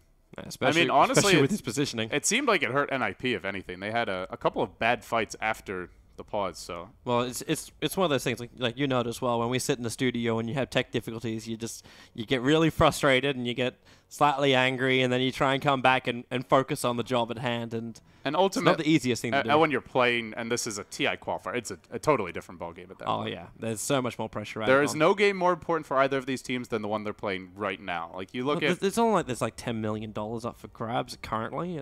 And the Immortal 3, have the Immortal 3s actually come out yet? We hit the stretch goal, but currently they're being polished. Yeah, there's a little bit of wax on, wax off action coming from Valve. But don't worry, you get to keep the car at the end of your training. Yeah, once those come out, it's not going to be a $10 million prize pool. That's for sure. The Immortals have been quite good this year. I've been impressed. Yeah, I actually think it was just a nice upgrade to the animations, like especially the Shreks. I think everyone here at the Enigma Black Hole is crazy as well. It is. It's honestly, I find it too much because like it kind of looks like he's used a BKB, which I find a little confusing. But I guess you get used to it. I really enjoyed it the first time I looked at it, and then the critic in me kicked in, and I'm like, there's too much gold. It's too much bling. Like you prefer a more subtle type. Like maybe if like a 50 Cent song came on at the same time the Black Hole's being cast, then it would all kind of match up. I'm sure that can be arranged through a mod. I'm fairly certain too, and then I'll get back banned. You could have loads of money going, you know. It's just as the Black Hole goes ching ching ching ching ching ching ching. I'm sure that could be arranged. Anything is possible in the world of Dota. Hey, Big Daddy said it. It must be true. What?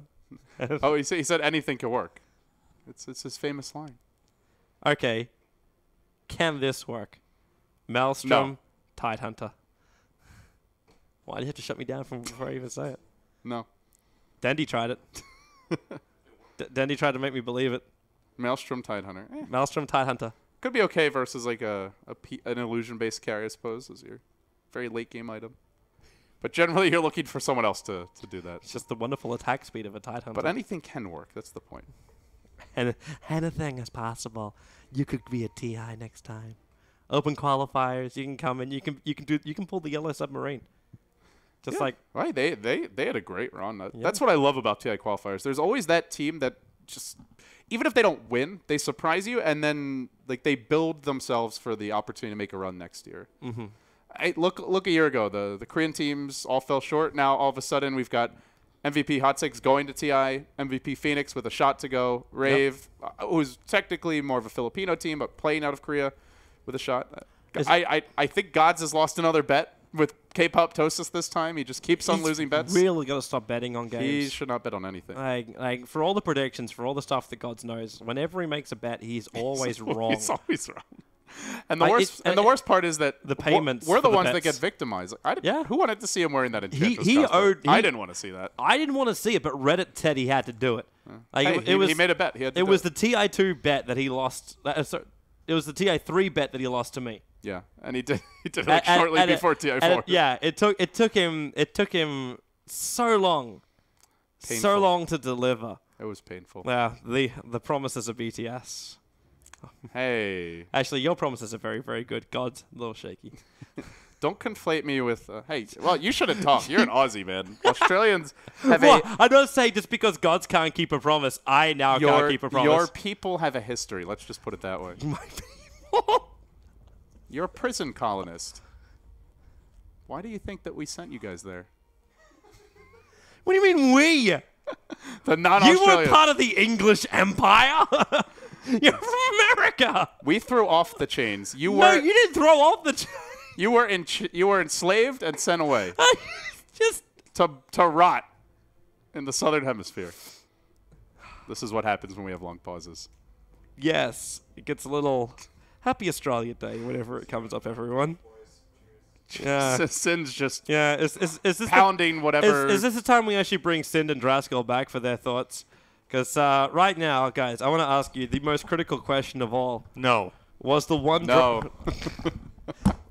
Just put it in my right out. Peace. I'm out. Is the one drum charge that SK has used in the last 15 minutes worth it? Yes. I didn't even know when he used it. I noticed it when we I think it back was at when him. he was chasing near the secret shop to get the kill on the support Okay. when they lost 4 heroes. I have a more relevant question. Who do you think is winning this game? Because I have no idea anymore. I think it's quite even. I now. actually think that this is actually the best game for Toby and Ellie to cast together because most of the normal logic that we use in watching Dota does not apply. It's just like totally out the window. It's chaos. I mean, look at last game. And what world is Vega supposed to win that game? And what world is Vega supposed to win still this game. be in this game? This game should be over. It's nearly 30 minutes. I don't know if They it's won just all like, 3 lanes. They got first blood. They got a second kill. It was momentum. NiP lost the momentum. Like the PL still got it, but there's like that horrible fight around the Radiant Ancients, and the SK was never really moving on to a new item. I mean, a large part of the reason why Vega are in the game is because of SEMA, like 100%. Like, Mag had a really nice hook shot and that choke point around the Radiant Ancients when he initiated, and they got an Echo onto the PL, and they got, what, 4 kills? Yeah, I think it was a 3-hero fissure. That was well. the turnaround, like right there. So even like echoing the illusion, I could forgive that. Echoing when the disruption was still on, I can forgive that because he has kept his team in the game. I do slightly question what Jonas was doing though. He spent a lot of time, I think, chasing the disruptor, and I think he even blew epicenter on him. Well, the rest of the fights break out. He's not even there. It's just compared to how fairly structured I feel like NiP played, at least in the first game, and also you said for you it was pretty much the perfect performance so far in the qualifier, the most perfectly played game. The second game they play a really solid early game. In the mid game they have a couple of questionable decisions, but they got outplayed by Vega. There wasn't like multiple moments where you're just like, what the hell is going on? But in this game it just seems like it almost seems when the team fights are engaged, someone rolls the dice. And if it's a 4 or higher, Vega wins. And if it's a 3 or lower, NiP wins. It's just the movements are very chaotic. It doesn't seem very thought through how they engage, how they structure it. We've come back to this Ant King Blink Dagger on multiple occasions. I feel like that might have given Vega a little bit of a loophole to actually get back into the game. So it's strange to see an NiP that were looking so incredibly good in Game 1 show a different type of weakness in Game 2, and now in Game 3 I feel like they're not making the same kind of mistakes as in Game 2, I feel. And it seems a little mystifying. It's not like you can say they're exhausted. This is their only match of the day, Yeah. so... It's And just it's got to not- be pressure, right? It's got I think it's just pressure. It has to be. There's a couple of really strange things in this game. And there's actually one thing we haven't mentioned. They had the full disconnect. And actually staying in the zone and staying focused in the game, you lose your feeling for it. Like, even though nothing happens, just being out of the game for 10 minutes, you come back. It's the same for both teams. There's just some things where you just need to play the game again for 2 minutes, and then you're like, oh, yeah, this is what we were doing. Oh, yeah, this is the current status of the game. And if you come back like that and you start taking a fight, you actually completely, like... It's difficult to explain it in any other way than just saying when you come back in, it's like it's a new game and you just need to settle down. And in this case, I mean, there are rules. At some point, the admin probably makes a call you got to play on, and that is not how you want TI qualifiers to be decided. Yeah, I really hope that's not going to happen. They cannot micro Unison Farm at this level. To be I don't. Maybe the game would be postponed in that case. I'm not entirely sure, but that's at least going to be a worry for NiP. Like at some point, they're focused on shit. I hope we don't get DQ'd or forced to play 4v5. Then you manage to get back in the game, but you're totally, like you said, Sin, lost your feel for it. Yeah, Dota's definitely a game where you want to warm up. Like, I know I haven't touched the game in like 8 days, and when I go home, I'm going to be a can of rust. Yeah. And I mean, just having that, I guess, your immersion broken, if you want to call it that, when playing Dota, it can be very, very bad for you, just coming back in and trying to readjust. So hopefully it doesn't affect him too much, but apparently 2 to 3 minutes NiP time for those of us at home is around 10 to NiP 15 time? minutes. Is that Valve time? Yes, that is. Well, everything moves pretty slowly so in we'll- Sweden, right? We'll start Yeah. this game when Source 2 The gets sun's released. up for like 18 hours a day, I think, right now. Something like that. It's... I don't even know who it favors. Like, that's another thing. I think some teams are better than others at dealing with pauses. It's also just an experience thing, I guess. If you're a team that are used to having pauses all the time, maybe you're better at dealing with pauses, but... NiP normally, they don't really pause ever. No. So Yeah. if they get into a long pause like this and they're not used to, like, picking it back up again, it really destroys the flow of the game. I talked to a couple of guys at the summit about it as well, and it seems like that's like the common consensus is that pauses are really bad and actually are a lot more impactful than people think. Where they're just like, oh, it sucks, we have to wait. But for the players, it's actually even worse. Because they end up playing worse. Like, I don't think there's any team that generally tends to benefit from pauses. It's about who loses less. Right, both teams will play worse, but maybe one team gets more affected by the pause. Yes. Except, like, we've had some times in the past where there were accusations of tactical pauses, like pausing in the moment to make a really good counterplay, and that might have happened on one or two occasions, but I can't remember a single time in the last year where I've seen any situation where you could accuse one of the teams of that. So I'm not buying and it's that. especially not in this moment. Like this moment, everyone's so far back that there's no advantage which is being gained by either of the teams for this. Well, let's hope it's 1 to 2 minutes. Uh-oh, they're going the wrong way here. They lost Teal. Yeah, that was They're Lashrak. definitely not going the right way. Oh. How many times do you ever respond to your color in game? That's really an NA server That is thing, an NA actually. Dota thing, especially. I just called him Teal here because I can't see his nickname. But Like I'll do that kind of stuff in like Warcraft 3 custom maps it's like- when your color is painted on your units. Yeah. And that makes more sense, but you don't have any like color coordinated heroes here. I think it's just easier for people from the NA scene to just have that like emotional disconnect of I don't even recognize you as a person when I'm playing Dota. The best it's part just like is- you are a color and that is it. The best part is like, it mainly is an in-house thing, and they all know each other too. Yeah. Like our TZ will be calling IX Mike like light blue or something. You know, Yeah. like, I'm not even gonna acknowledge you by your real name. That's how bad you're playing. Yeah, it is 100% NA Dota thing. Well, we gained one, we lost one. Lashrak I mean, we're getting there. I mean, Lashrak is it's- back in, SD's out. They did How use, are we getting there? Because By they're lined up in a swapping row, players Cinderin. out. Synergy. It's symmetrical. So So it's what just- happens it's just now? the- Three in the it's So middle. you're just saying the Shadow sides that Demon have fallen DCs, Shadow Demon reconnects, and then Gyro DCs, Yes. because he's on the other end, and then they Yeah. play 4 and 4. There you go. All right. We're playing whack-a-mole, apparently. I didn't bring my hammer.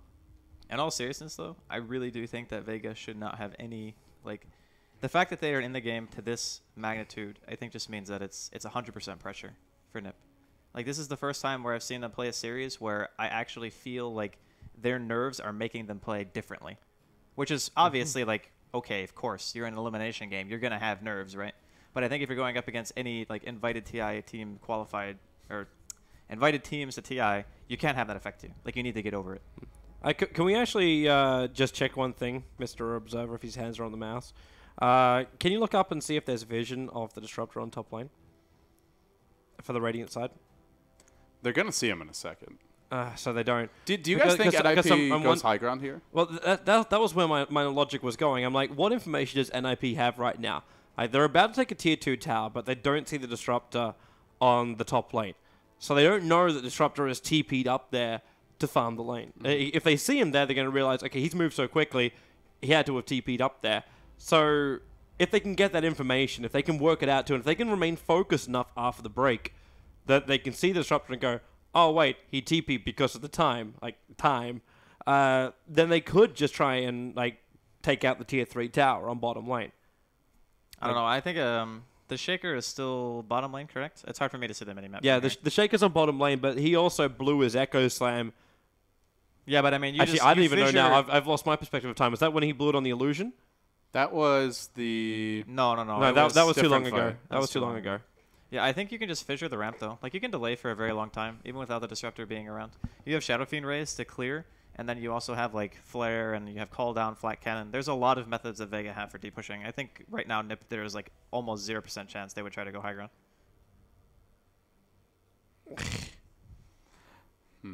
Okay. This is... Oh, it's Okay. still not fair. Okay, our sense of time is just... Yeah, it's We're not also tilting right now, guys. Yeah. Are we? it's like, Totally tilting. Can Losing our minds. Can we just see it again? Just the dunk on the Illusion. Is there a way to do Wow. that? Why don't we just start replaying the whole game from the start? Yeah, let's Start running it back. So you basically want a low light reel. Wait. Right now. Like, We need I to... don't ever, can we please Top see 10 the worst completely plays. failed smoke gank of this game? That is what I would love to see. Right?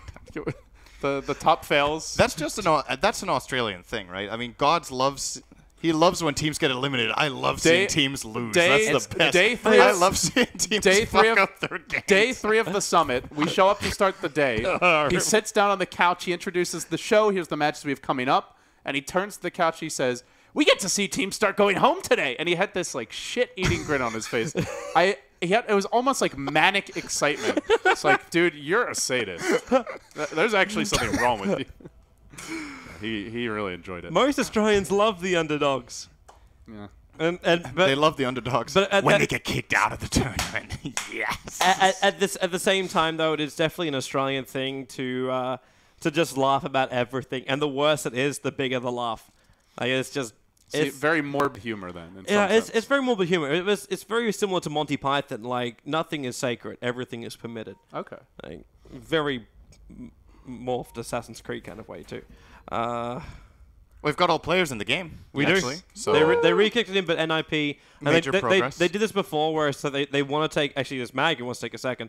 NiP took like 2 minutes before. I don't know if it's to check something out, or if they just want to get their minds back into where they are. I think that might actually be the case. Like, the one team comes back, maybe Vega have just taken a little break themselves, and they're just like, okay, let's quickly recap. Where are we in the game? Oh. And they're ready to go. Here we All go. right, let's play Dota. Let's get the answer to the ultimate question.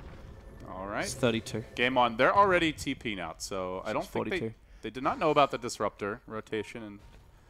And in any case, they're going to play it safe here. So they'll get a nice ward up. They are kind of setting up shop outside of the Dire base. And should think anyone they're- from Vega leave, they might go on this. They really want to try and find a pick off. There's and no then BKB. Oh, the rocket's on. Rocket went right over the top of the SK's head. Close call. If they go on the Shadow Fiend there, he has no escape. Yep. There's absolutely no way to get him out. And there's also no reason for NiP to try and force a fight, so it's only if Vega moved themselves out of position. So back to farming. To get this PL up, is he going BKB too? Yeah, I think we may see Era transition into that more like head-on combat build, which is normally BKB. There's a Satanic in there. I think this game you need to have an MKB at some point. Maybe not now, but sometime. Unless he wants to do what the SF's doing, which is, okay, we have a 30-minute S and Y. over on the Shadow Fiend. And that's just not an item you buy at 30 minutes. Yeah. I like 99%. Okay. Of it. Either Draskill's going for touchdown right now, or if he's just asking the heavens, why, oh God, why? Well, we've got the drums. We've got the 30-minute Sanjay Yasha. It's definitely been a unique game for the Dakotas to go back over piece by piece to understand why things were done. They're saving strats for the next round, okay? They would give away too much. Okay. Sanjay Yasha, it's not a terrible item on Shadow Fiend if you get it early, but at this point, you need to. It looks like this is going to be more of a late game. Yeah, if they're gonna it win, looks like something you're gonna have to sell. Exactly. If they're gonna win, it's not gonna be in the next 10, 15 minutes. Unless Vega's mindset, we can see the numbers. We can see how far they're moving ahead and the potential that their team has got. Maybe they're not keeping the whole perspective up right now, and the ASF's just like, I need something now. I don't want something later. I need something now, and I'll build into like my Skadi next item, and this will then just make me boss. Maybe that's the mindset. That's a really good observer ward. That's the dire observer ward on the hill, right? Yeah. It's red. He's got a 4-staff though, so you can't really go on him with clock. No, but it means if NiP are prepping to try and attack the mid, or they're thinking Vega are going to force into the tier 1 tower, it's not going to happen because they know the SK's there ready to counter initiate, which is great for Vega. It means they see what's coming first, and it kind of slows everything down to farming again, or NiP have to rotate into a more unfavorable position to take a fight. Well, we'll see what they have in mind here. The SNY, it has a nice build-up, but I'm pretty sure he had gold to go for something bigger at that point, which is where it's kind of a strange purchase. You could be working towards a Manta style, a Butterfly. Butterfly is a must-buy this game on both of their cores, because illusion-based carries as well as summon-based strats like familiars, they cannot get True Strike on the illusions or on familiars, Lycan summons. So I feel it's a mandatory item in this type of game, and it is going to delay it a little bit. Sure, the main PL can have an MKB, but there's a lot of situations where you don't get to right-click. If there's good cog placement, if you're getting chain stunned, of course, your illusions are kind of your reliable source of damage, and not getting evasion fairly early is gonna really hurt his ability to withstand the PL onslaught. But we'll see. For now, the game slows down a lot. It looks like both teams are gonna farm. Vega are getting a lot of space. They're not really being pressured too much. Have not seen NiP go for a push or a gank in some time, and everybody's ultimates cooldown. All the BKBs are up. They have a double damager, I believe, on the PL, and they want to march in, Toby. They look for the burrow initiation, but Mag was ready for that. He just pushes himself away. Nah, 4 staffs out, but you're still forfeiting your tier 2 tower, and this is leaving only one remaining exterior tower for Vega on the map. And it's a full BKB. Yeah. I was starting to wonder if he would go for Sanjay Yasha as well. It didn't make it makes no sense at all. The BKB makes a lot of sense up against the heroes he's playing against, and yeah, that's too late. Even though it looks pretty, it's too late. Because it's primarily, I think, up against the Disruptor. Because the Disruptor is your primary controller. The Clockwork might screw around with you a little bit, but it means you can always doppelgang yourself in and out. And that means going high ground 2 for NiP became a lot safer, because you've already got the mana style.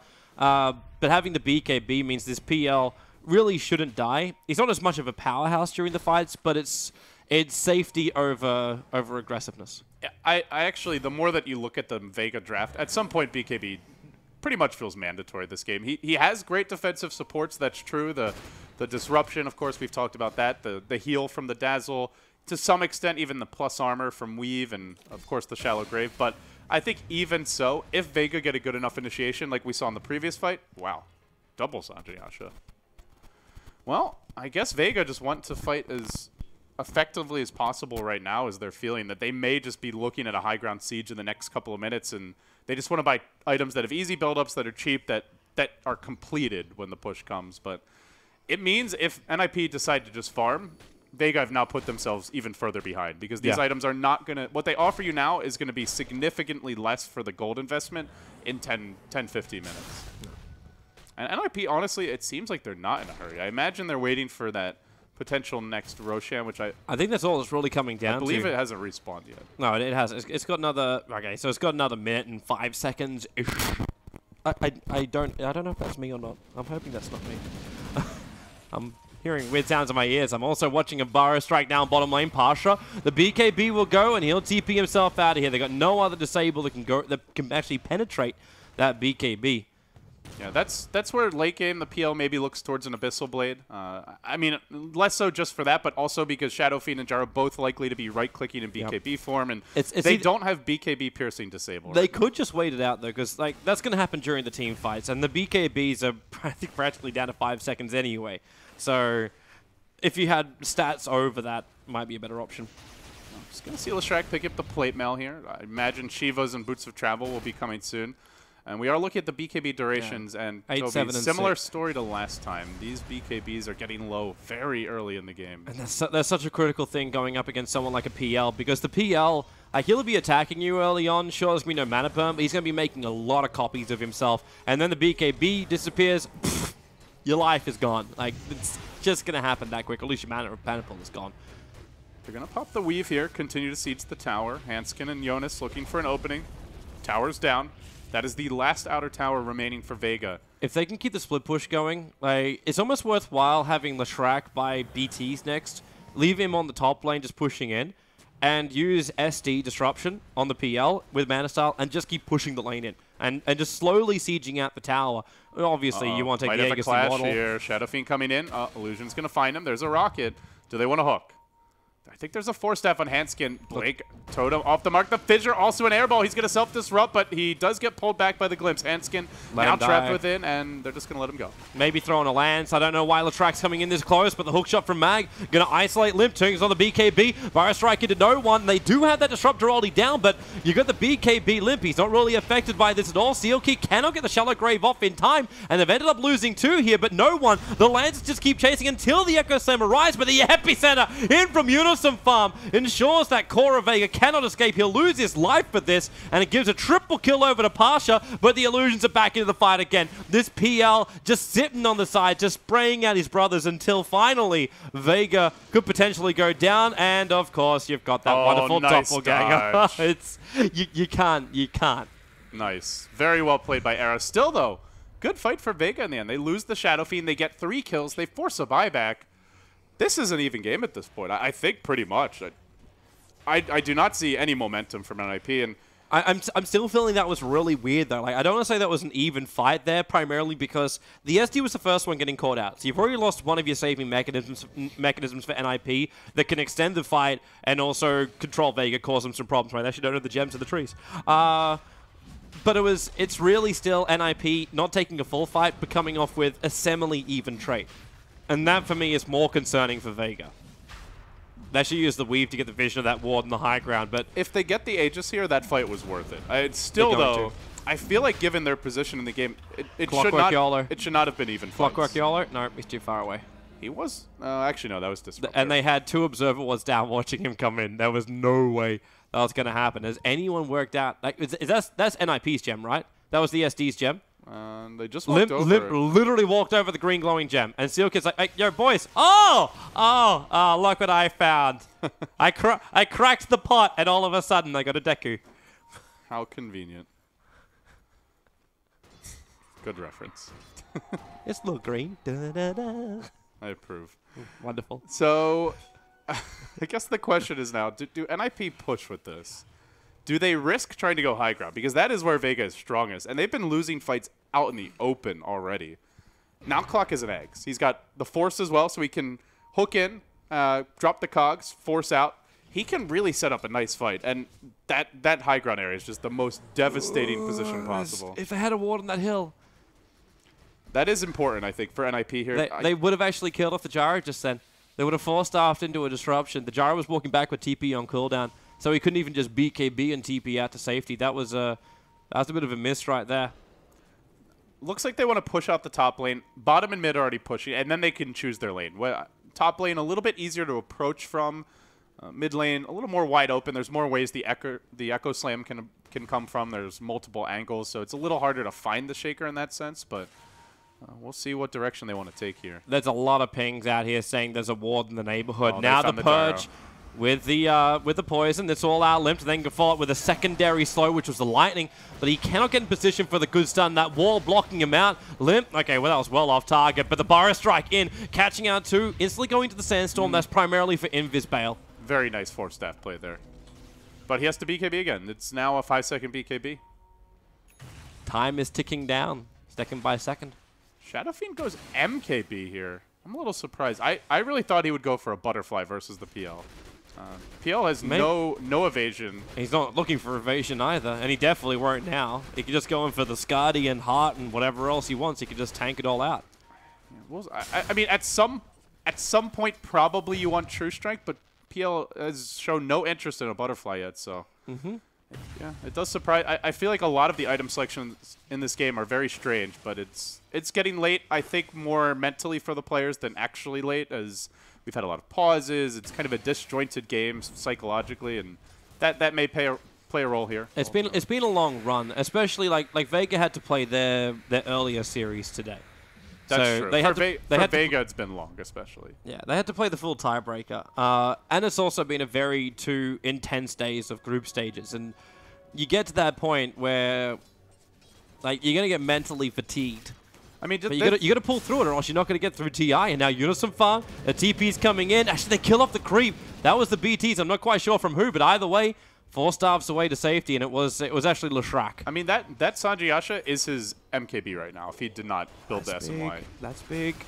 That is a big item, though. He finally got to it. This means these, like, I say these BKBs, like PL's BKB, and actually Leshrac's got one as well. Potentially useless. Like, you could, yeah, potentially they could be useless. At the same time, though, how often have we seen Disruptor really lock anyone inside a wall past the 10, 15-minute mark? It's not that often, and now no one. Lightning. Oh, BKB straight away. Yeah. Why not? He's already down to 5 seconds, so it doesn't cost him anything. They're really going to want that Hex or even Abyssal Blade, potentially. These BKB TPs are kind of getting old, I think, for NiP. Or, I mean, they have Sandkin, it's just more they have not been able to chain any follow-up. Like, if they can get a Burrow Strike into a Leshrac stun, then maybe they can kill Elsa. I think we'll just see Vega keep on split pushing, knowing that they can always BKB TP out. So like Glimmer Cape now over on SEMA. The escape mechanisms are there. The supports for Vega are doing their work. Like you got Naganim's Disruptor ulti, basically all you really want. The Earthshaker's got his ability to jump in and ability to force people in and out, and now he's got a Glimmer Cape as well. They've got what they need, and the only thing which Vega are really missing is damage. And that might be solved by Pasha. I don't know if this is really a game where you want to go a Rapier. But it's also not a game we thought you want to go a Monkey King Bar. So well, I think you do later. But later, but not now. Oh, another big... Why not? Yeah, it's 5 seconds again. Like, the cooldown timer on it isn't really that long. It's under a minute, and NiP can't force high ground. They're not really starving, though. You look at the net worth distribution, and it's a very modest lead here for the cores. And then when it comes to the supporting cast, it's actually Vega who have more farm on their supports. At the same time, for Shadow Demon and Dazzle, it's mostly just getting off your spells more so than having a lot of items. But yeah, something like a pipe would be really nice for this team later on, as there's a ton of magic damage. Are they finally going to make a move here? Jonas is pushing out rather aggressively, but he's got a lot of buddies beside him. It seems everybody's going to retreat on the side of NiP. And NiP should just be looking to split push this now. They've got PL, Leshrac, and SK. And you got to remember the Caustic Finale. Like, it's so easy to push as a Sand King. Now they look towards the mid lane. Hansker's the man who's in trouble. Purges throws everything he's possibly got here. But at the same time, Mag, he's got a hook shot available to get himself out to safety. But nice the double Burrow strike in from Unison Farm. No one is winding up the ulti, but he actually ends up cancelling it as Unison Farm. They need physical damage to bring him down. The BKB wore off, so the Echo Slam has some effect. Not to mention that Split Earth, which does control him. And Mag, hook shot down, but you've still got Era. The Cogs will push him back. A nice dunk. Will it be enough, though? The Doppelganger in, and Pasha, he's trying to get rid of him. Actually, sorry, Doppelganger out as Era on the run, but the battery assault right behind him with the flat cannon, and now it's a disaster for NiP. They lose the Leshrac in the river. The Sand King's the only one to survive, and it was all going so well. NiP are really starting to lose their grip on this game. At this point, I think they're actually trailing in gold. If they're not, it's got to be very close. 18-19 the score. Remember how this game began. They crushed the Gyrocopter in tri-lane. He had 1 CS at 3 minutes. He ended up having like less than half of the PL's net worth. Sand King was broke even in his lane, then they got a couple of ganks. They had the first 2 kills, including First Blood. Sand King could have had like a sub 10-minute Blink Dagger with Phase Boots. He went drums. Well, first he went Bracer Wand, then he went drums. they didn't really apply that much pressure. Leshrac had a pretty even start with the Shadow Fiend. He didn't really dominate or anything like that, but they haven't squeezed Vega. And then you go back to that one crucial fight near the Ancients where Shaker gets the Echo on the PL as he's about to doppelganger in right after the Phantom Rush. Then he hits a 3-hero fissure. The hook came through as the Leshrac BKB was ending.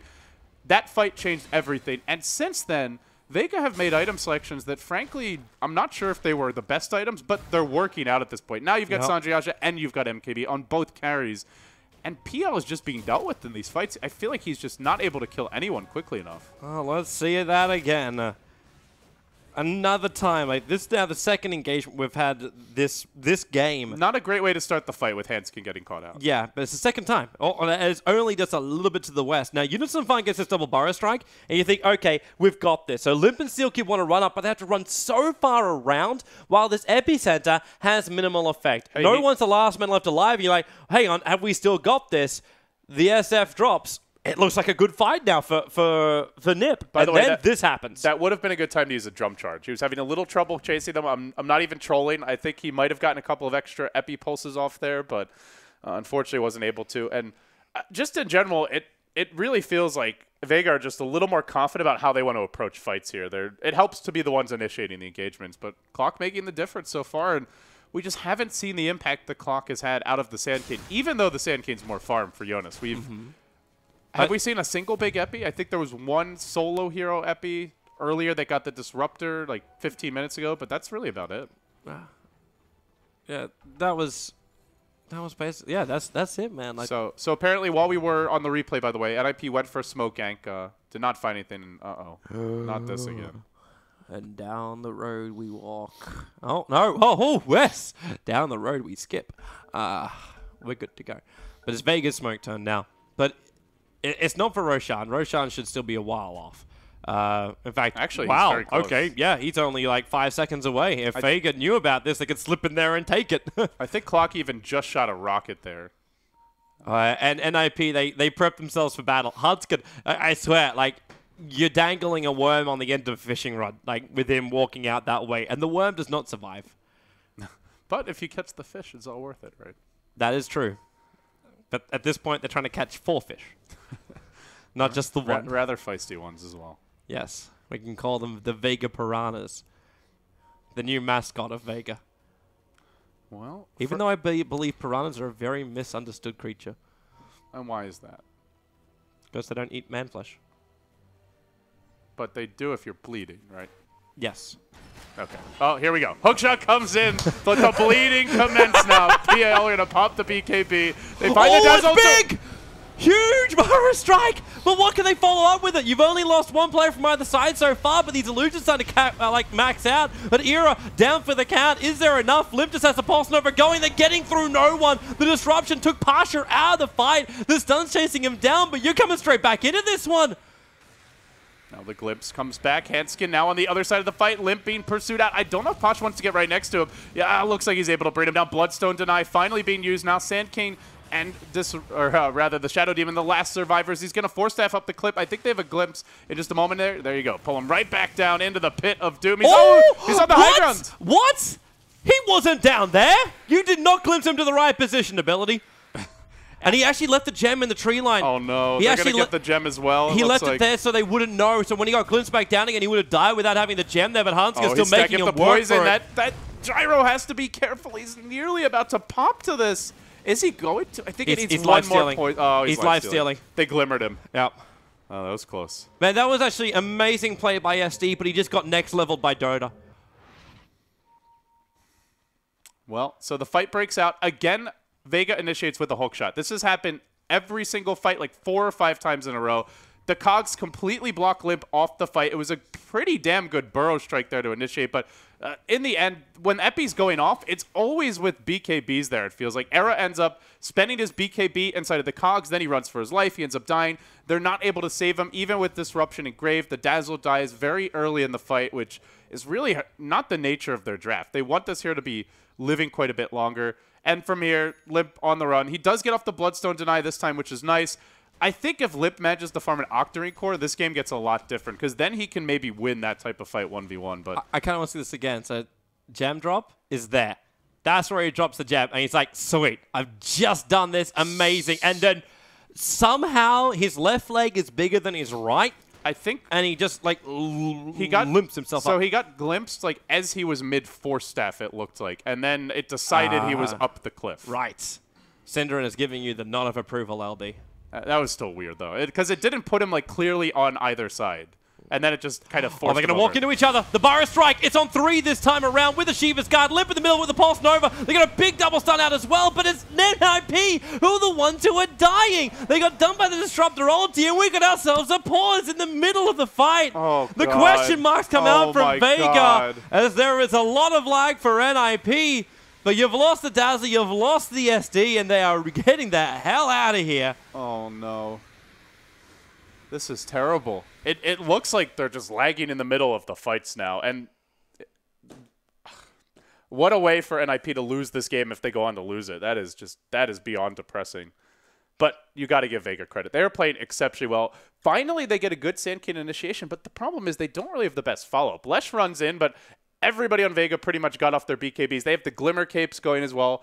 They're very resistant to magic damage, and this is where PL just has to hit even harder than he does. I feel like they have too many ways at this point to deal with illusions. They have the call down, the flat cannon, Shaker with the mass AoE. By the way, if we do get a chance to watch the replay of this fight, Shaker gets a great echo on the north side. I think he catches both supports. Where is it from Seema? He's coming from the right, but he gets the echo on 3. And that completely changes the fight. Seema so far, it feels like he's been the MVP here. That was so good for him as well because he pushed himself just far enough away from the Shiva's Guard and away from any attack from NiP that he was capable of doing that blink. It would have been... That's the other issue is they got the great burrow. There was no follow-up, but it wasn't just because they didn't know how to follow it up. It was because they disrupted everybody else. So give Vega credit. They're doing a great job of just throwing NiP off in these engagements. They really are. And with fights keep continuously going this way, like... You just, sorry, we've got the head shaker crowd over on our right. Do you guys want to put your headsets back on again and join us again? And what's bothering you so much? I think it was bothering us is in the beginning of the fight, Seema had not this fight, the one prior to that where they were fighting inside of the river where he could have pretty much echoed their entire team. He just decided not to. That's what you were talking about, right? Oh, no. Then what were you saying? No, I'm just super confused with how almost every single fight is breaking out. It's just very spontaneous. It's weird to watch that in the last and final deciding game. I feel like the teams are playing the most YOLO. Do you know what I mean? Like they're just going in, and it doesn't seem very thought through how they approach the fight. It's just, oh shit, here they are, let's go.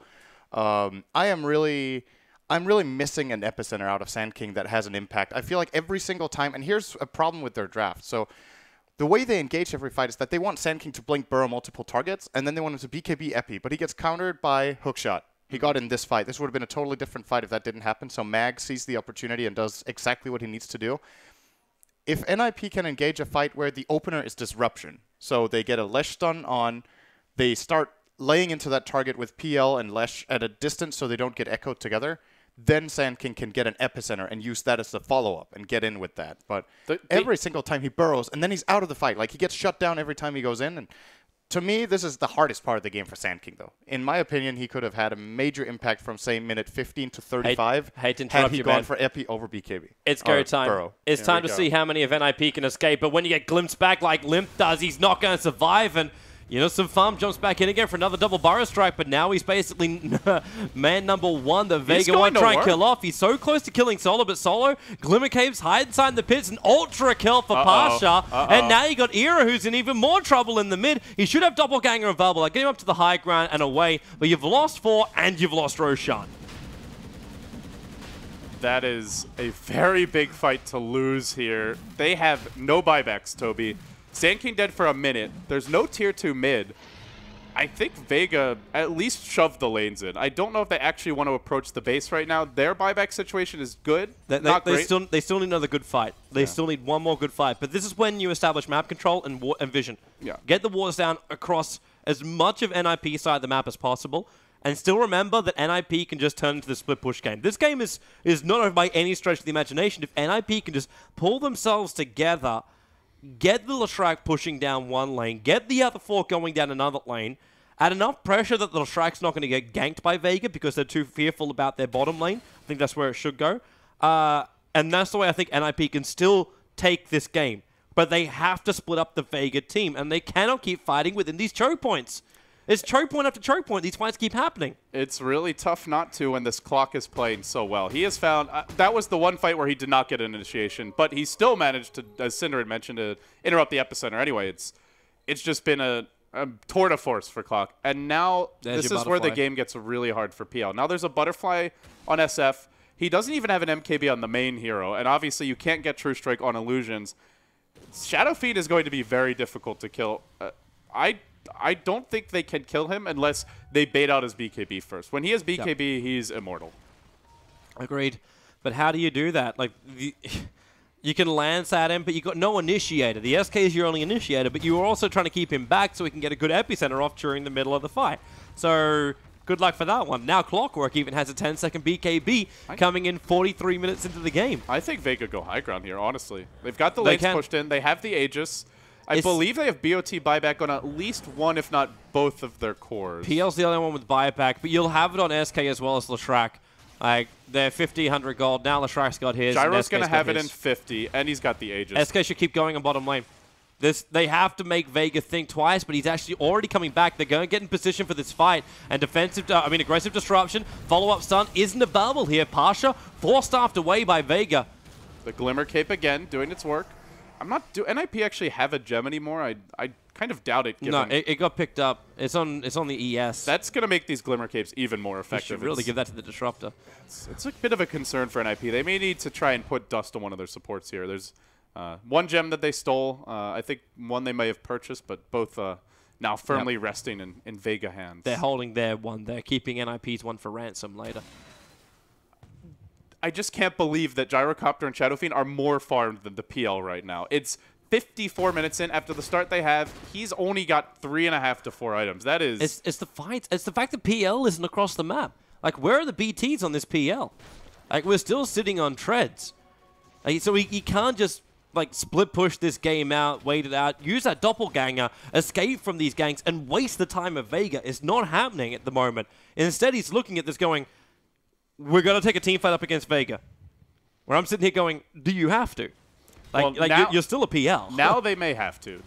Now they definitely have to. They don't split push that quickly. PL is good, but I would not say he's actually, they do have the AC. The AC may allow them to try for it, but already PL's TPing home. He needs to actually be there so they can create disruption illusions for this. Like, if it was going to happen, they would have Vega thinking about falling back by the time that Tier 2 tower, which means that Tier 3 tower had to be under attack before Vega reached it. They're going to go for it, Toby. From the low ground, the siege commences. They glimmer no one. They're going to disrupt now the Gyrocopter, and they'll continue pushing on in. Pasha unthwarted so far. They get a blink burrow to start the hook. Big one on the limb, but the Echo Slam on the back lines. Hanskin's got no effect in this fight whatsoever. Unison Farm as well. He hasn't got this epicenter off. Now he's starting to channel, but he's so far away from the rest of them. He burrow strikes in, and 3 of the pulses is on nothing. He burrow strikes into 2 then, and that's all. He's down for the count, and in we go again. Mag with the hook shot, right on top of Steel Kid. He'll keep himself alive, but this selfish nature means that Limp has to stand in the middle of all of Vega. Pulse Novering, a big burrow strike again, but where is the damage? The cheese triggered over on no one. They still haven't even popped the Aegis Immortal on Gyrocopter, and he'll have his lifesteal back up to 15 seconds. He needs to use it. Now Gyrocopter dropping low, but as you mentioned, has the Aegis. They cave in the lane of Rex, trying to retreat out here quickly on Mag. There's a surge forward from some illusions. Mag hooks the illusion, tries to retreat. Now the BKB from Gyro, continuing pursuit. Seema in again with the plays. Oh, he just misses his 4-step out. Just a bit short of catching the escape chopper. Another good burrow, but Jonas has to be careful here. A death means a dieback. Vega, I think they're happy with this. They get a lane of Rax. They don't lose any catastrophic, or they don't experience catastrophic losses. The carries still end up with their gold. They force out 2 buybacks, including the Leshrac. That is a big win for Vega. And now they can relax a little bit, push out the lanes again. They may even want to wait for the next Roche to push, but that's a win. And Unison Farm, he blinked burrow striked out to catch out 3 because he thought the other teammates would be right behind him, but they took so long to kill the Earthshaker. And, like, this Earthshaker on 5% of his HP. And they took a grand total of, like, 3 seconds before they finished it. So he never had any friends follow him up here. This hook shot, like, the hook shots made this fight for me. That one down to start with, and then the Earthshaker. 4 staffs over is style slide points to come in, drop the Echo, and just control up the SD. Again, you're taking out the 2 major controllers of NiP in the team fights. They don't exist. Vega had the position advantage. Yeah, and then this. Yeah, Jonas, he hasn't found that big epi, and they're getting to a point where they need it. He went for an Assault Cuirass here as well, which there is a lot of physical damage on Vega, so Yeah. I don't think it's a bad item by any means, but it feels like they need more damage output out of the Sand King, and I think they need a Veil at this point, honestly. BKBs are running pretty low. There are a lot of Glimmer Capes, but they're just not bursting anyone quickly enough. Then Vega popped their BKBs. They had the Cheese to work with, as well as the Aegis in this fight. Gyro has a Satanic. Shadow Fiend's probably building a Satanic next, and to be honest, Sin talked about it in one of the earlier casts. Normally it's... Uh-oh. Yeah, we're going again. We're going to have a fight again. It's the river, which is where they're coming up. Now, they have started already off with a weave, but it's the big call down. And again, Hanskin, they're actually having to use their ability to keep their supports alive. And Mag, he splits the fight in 2 by putting the cogs on the walkway, and that's going to be a death of 2 of them. The PL... They're basically all dying. There's the epicenter hookshot coming through. Mag's going to find another. That's a dieback on the left track, as well as the Sandgate. This could be the game against NiP. It looked like they had it completely locked up after the laning stage, but it's all crumbling now. An ultra kill for no one, who's about to become someone if he wins this one. And they're marching down top. This should be 2, if not 3 lanes of Rex. And with that, Toby, the Ninjas in Pajamas may have just ended the last Swedish hope for the International 5. Man, this isn't just in the bag. Vega have stolen the bag and hidden it from NiP. This is game. You've lost the bottom racks. You're going to lose your top. The PL does actually have his buyback, so he's coming back to the world of the living. But what are you going to do to really stop this? The Aegis might be gone, but you got a 6-slotted Gyrocopter who's probably got buyback anyway, so he'll just TP himself back into the fight. You're taking out your top racks. Yeah, he's got buyback, so does the SF.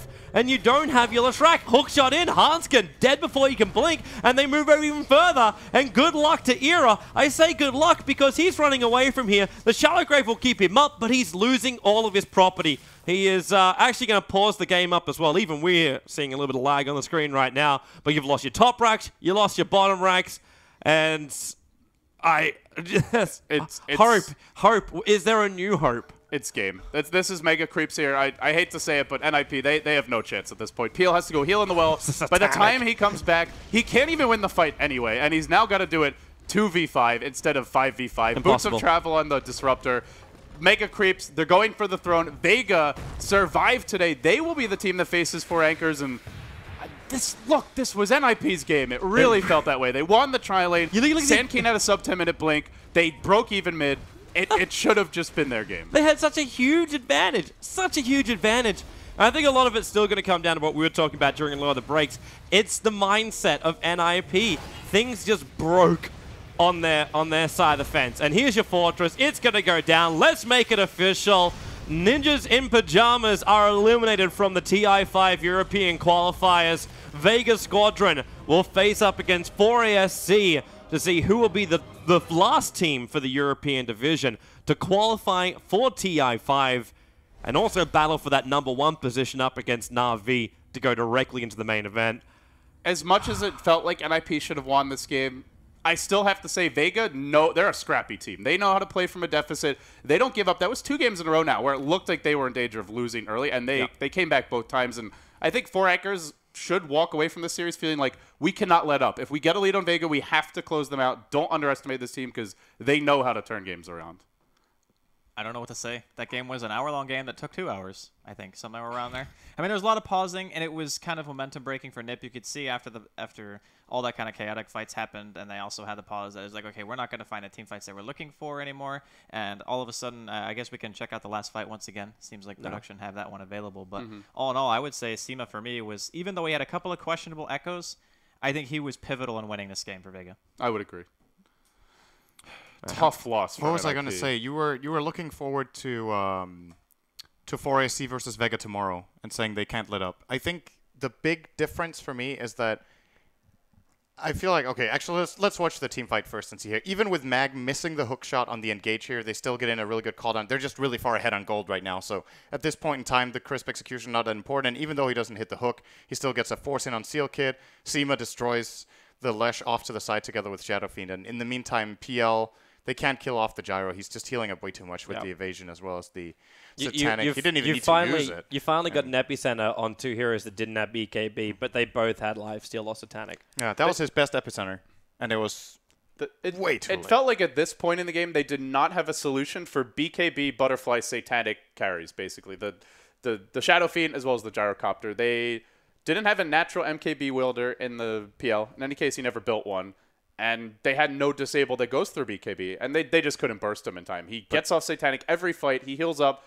The PL Illusions just got massacred. You've got Requiem, Flat Cannon, mass AoE nukes. It just felt like at that point in the game, PL actually wasn't even that scary. But the thing is, in my opinion, it shouldn't have got to this stage. Right. Like that's the whole. They did not draft this lineup to get into this position, and there's a couple of things. So I wanted to say what you were going to go to, which is of course the match tomorrow, 4ESC versus Vega. I feel like 4ESC's mid game is just hands down better than NiP's. Apart from in game 1 where they played really well, they had a lot of questionable plays in game 2 and 3 where I feel like. If you watch how 4ESC play with the PL and how NiP play with the PL in this game, there's a world of difference. They obviously don't have the coddle. I don't know if that's the #1 difference maker, but Ninjas in Pajamas, they didn't get the teamfight initiation right. I think for a good 30-minute period, it never seemed like they got the jump they were hoping for. They get a good Burrow Strike, but no epi. They don't have, like you said, once the BKBs are up, don't have any lockdown. They don't manage to kite and survive long enough. Maybe the idea they had was we blink Burrow Strike. That's going to force out BKBs. Then we just need to get away, use Grave and Disruption defensively, and then we can get an epi and follow through. But the damage on the dire side is so high, they don't have the time for that. And So- Seema and Mag just always found those they played supports. very well. It felt like they found the Dazzle or the Shadow Demon, and sometimes both every fight. Like I never saw a fight after the first 20 minutes where they were both alive after the initial engagement. Even especially when they were pushing down bottom lane, I think there was an echo on just the Shadow Demon from Seema. Yeah, he forced over the cliff and then immediately blink echoed the Shadow Demon. And that was around the same time that there was a grave onto Limp, so there was no way the Shadow Demon could even be saved, and he had no buyback at that point. So that was when they ended up managing to crack base. But for me, this guy, 100% MVP. I mean, you can have a couple of biffed echoes. The one where they had a ward on the high ground near the top tier 2, they saw that illusion. I can understand that. You see the PL, you're like, okay, we go, because they didn't see anything else. But other than that, I think there was only like 1 or 2 that were kind of misplays. He had one off of a disruption that was a little bit too early. But without his echoes, they hands down lose the game. Still, it is a concern for Vega that I believe it was all 3 games they lost the laning stage. And Yes. Sind, you're saying you think with 4 anchors they have a stronger mid game. So is there anything that Vega can do to kind of shore that up? That seems to be their biggest weak point. Once they get to the late game team fights, it's honestly where they seem to excel. It seems like it's just an investment, and I think I don't think we're going to see them draft significantly different tomorrow. I think they're just going to go in, they're going to try to break even. If they come out ahead, it's great. If they come out a little bit behind, that's okay, because they draft lineups that have this incredible team fight. They had it in game 1. They drafted incredible team fight in game. What was it? They had the Darkseer. They had the whole Darkseer combination game 1. I can't remember all They the had, heroes. like, I think Gyro and Clock again as well, right? Yeah, Like, they love that combination. I think they had Darkseer, Disruptor, and there was one Lishrak. I think they also had, like, they had incredible team fight. I think in all 3 games, and they're playing for that. They're playing for that stage in the game. So I don't know if that's a problem they need to solve, because if they solve the laning problem at the cost of mid game, then I think they're still not going to beat 4ESC. So maybe just keep playing to their strengths as they have today, and it could be enough. But I still see them as underdogs. I would agree with that. I'd say in this series, I did back Vega from the get-go, but after having seen how they played, 4ESC just seemed to have a much better execution of the mid-game just in general. And if you lose a laning phase like they did against NiP, 4ESC will not make the same mistakes, and they will be able to close out the game. So that's my biggest concern. I think it's time to wrap up today, boys, because we've been on here for a while. I think before we do so, though, we should look at the grids for what's coming up tomorrow, because we are rapidly approaching the end of the competition for the European division. So we have 4ASC going up against Vega. That game will begin just early in the afternoon, CEST time, and then the winner of that game will happen directly after up against Na'Vi, and that will be a terrific series tomorrow. You can find all the information for the live streams right here. Twitch.tv/TI5 Sanj is our primary stream, but you can also be checking out the Mango stream, which is more fun.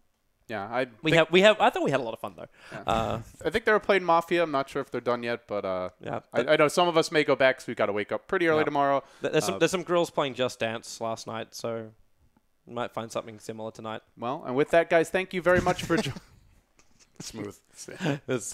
With that, guys, thank you very much for joining us. This was the International 5 Europe Qualifiers. The first day of the playoffs tomorrow will be the last one. And with that, we're going to let you get some rest. We'll see you in about, I guess, 12 hours or so. Stay tuned.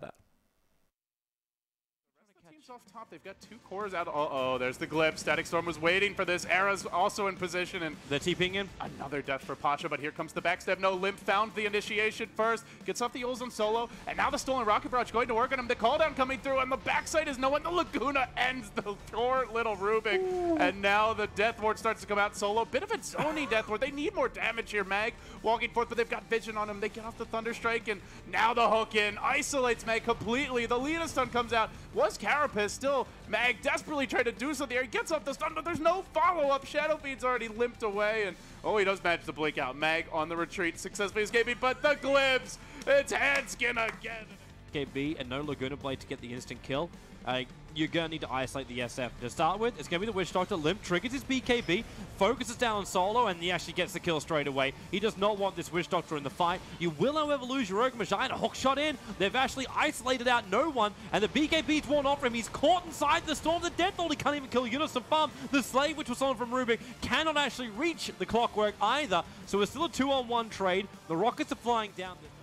Here come Vega. They don't want to let it go. They're smoked up. Look for that paralyzing cast. Mag starts off with a stun. Misses it completely. The Death Ward's going to go. And Unison Farm, at least the Blade will return off a lot of it. The Requiem assaults up nicely. Not to mention the call down, but the first one to die is the Nyx and the Clockwork. They're on the sidelines. The battle keeps going. Laguna Blade, Libby dies from the Death Ulti as well as the Shrek in the middle of the fight. It's 2-for-2 trade-off now. Well, there's a storm where the battle used to be. Hunt's going to be able to TP out in time. Yes, he will.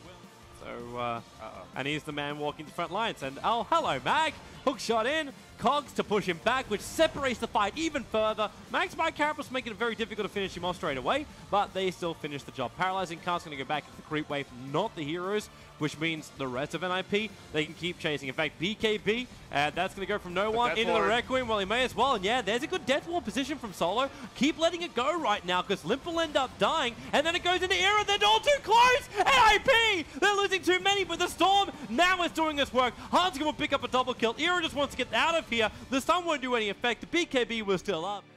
Up, but no one gets the jump on Sealkin as Pasha moves forward onto Jonas. He hooks in, trying to engage the Requiem, reducing incoming damage. They stole the hook shot. Seema could look to turn this one against Era. Is he going to fire that hook shot? Not just yet. He jams himself in forward, and the Shadow Feed does heavy work during this time, but the Death Ward gets canceled. Now Witch Doctor on the way out. The Aegis coming back for round number 2. Limp will be brought down. Excellent stun coming out from Meg, but they need a bit more. No one's still fighting his way through NiP. They'll kill Era a second time. It's a triple.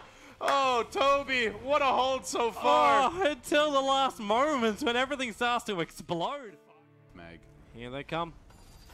Beat into it. There's your hook shot down. They just isolate him. Line strike array, the wall's down. And Pasha, well, he BKBs at the very, very start, diving in very, very deep to chase down Hanskin, who's got his ulti up into the Laguna Blade. They've gotten through the Shrek and went down solo, but Solo from the trees with the ultimate. That's a big position, but no one's in range of him anymore. So it's not doing any more damage. The SF will finally burn the Aegis Immortal as Unison Farm. That paralyzing cast may just be enough. The stun was too short. They can't finish the job. The malediction may be enough to pop him before he gets back to base, but you've still got the rest of the fight going. He will end up surviving, so it's still only that one player. And I can come and gank. Now, Era, I was actually waiting for him to doppelgang that, but that's not going to happen. But no one, that's not where you want to be, man. That's the bigger kill. Disruptor getting the glimpse back, and so what? Now, they will find Hanskin as the trade. That's a good call down, but out comes the Grave for now. Hanskin kept alive. They're burning Solo low with a Lance. Just need a charge forward. He Phantom rushes in, gets the kill. Mag doesn't even finish off Hanskin. It's 3 dead in the end, and now chasing for Pasha. 4 getting massacred. One more Lance would do it, Toby. Do it. He's got the rage. Do it. And he's got him. For the kid. Nice hook shot in. So Sealkiss, the Dazzle, he's going to go for the Weave first and then for the Shallow Grave. He's doing that on purpose, primarily because the TP support's going now arrive, and then this happens. And, well, he can drum charge and chase, but he's not going to do so. Mag will, in fact, run away. Well, while in middle lane, they lance it out, and they just destroy Pasha. There's a colorful array of lights, which is the TP of Vega, but defensive disruption saves him. The Echo Slam! It was too early from Seema! It didn't hit Jack! And now they can turn around, lance it up, and Vega just committed so heavily. Limp is looking for this lightning kill over on Mag, but the Cogs will keep him alive, but now he's so low. They got him. having an AU smaller, you got potential to get up on the high ground. They Now, find the Shadow Demon, though. The 2-hero fissure comes through. Hanskin can't even react. He's dead.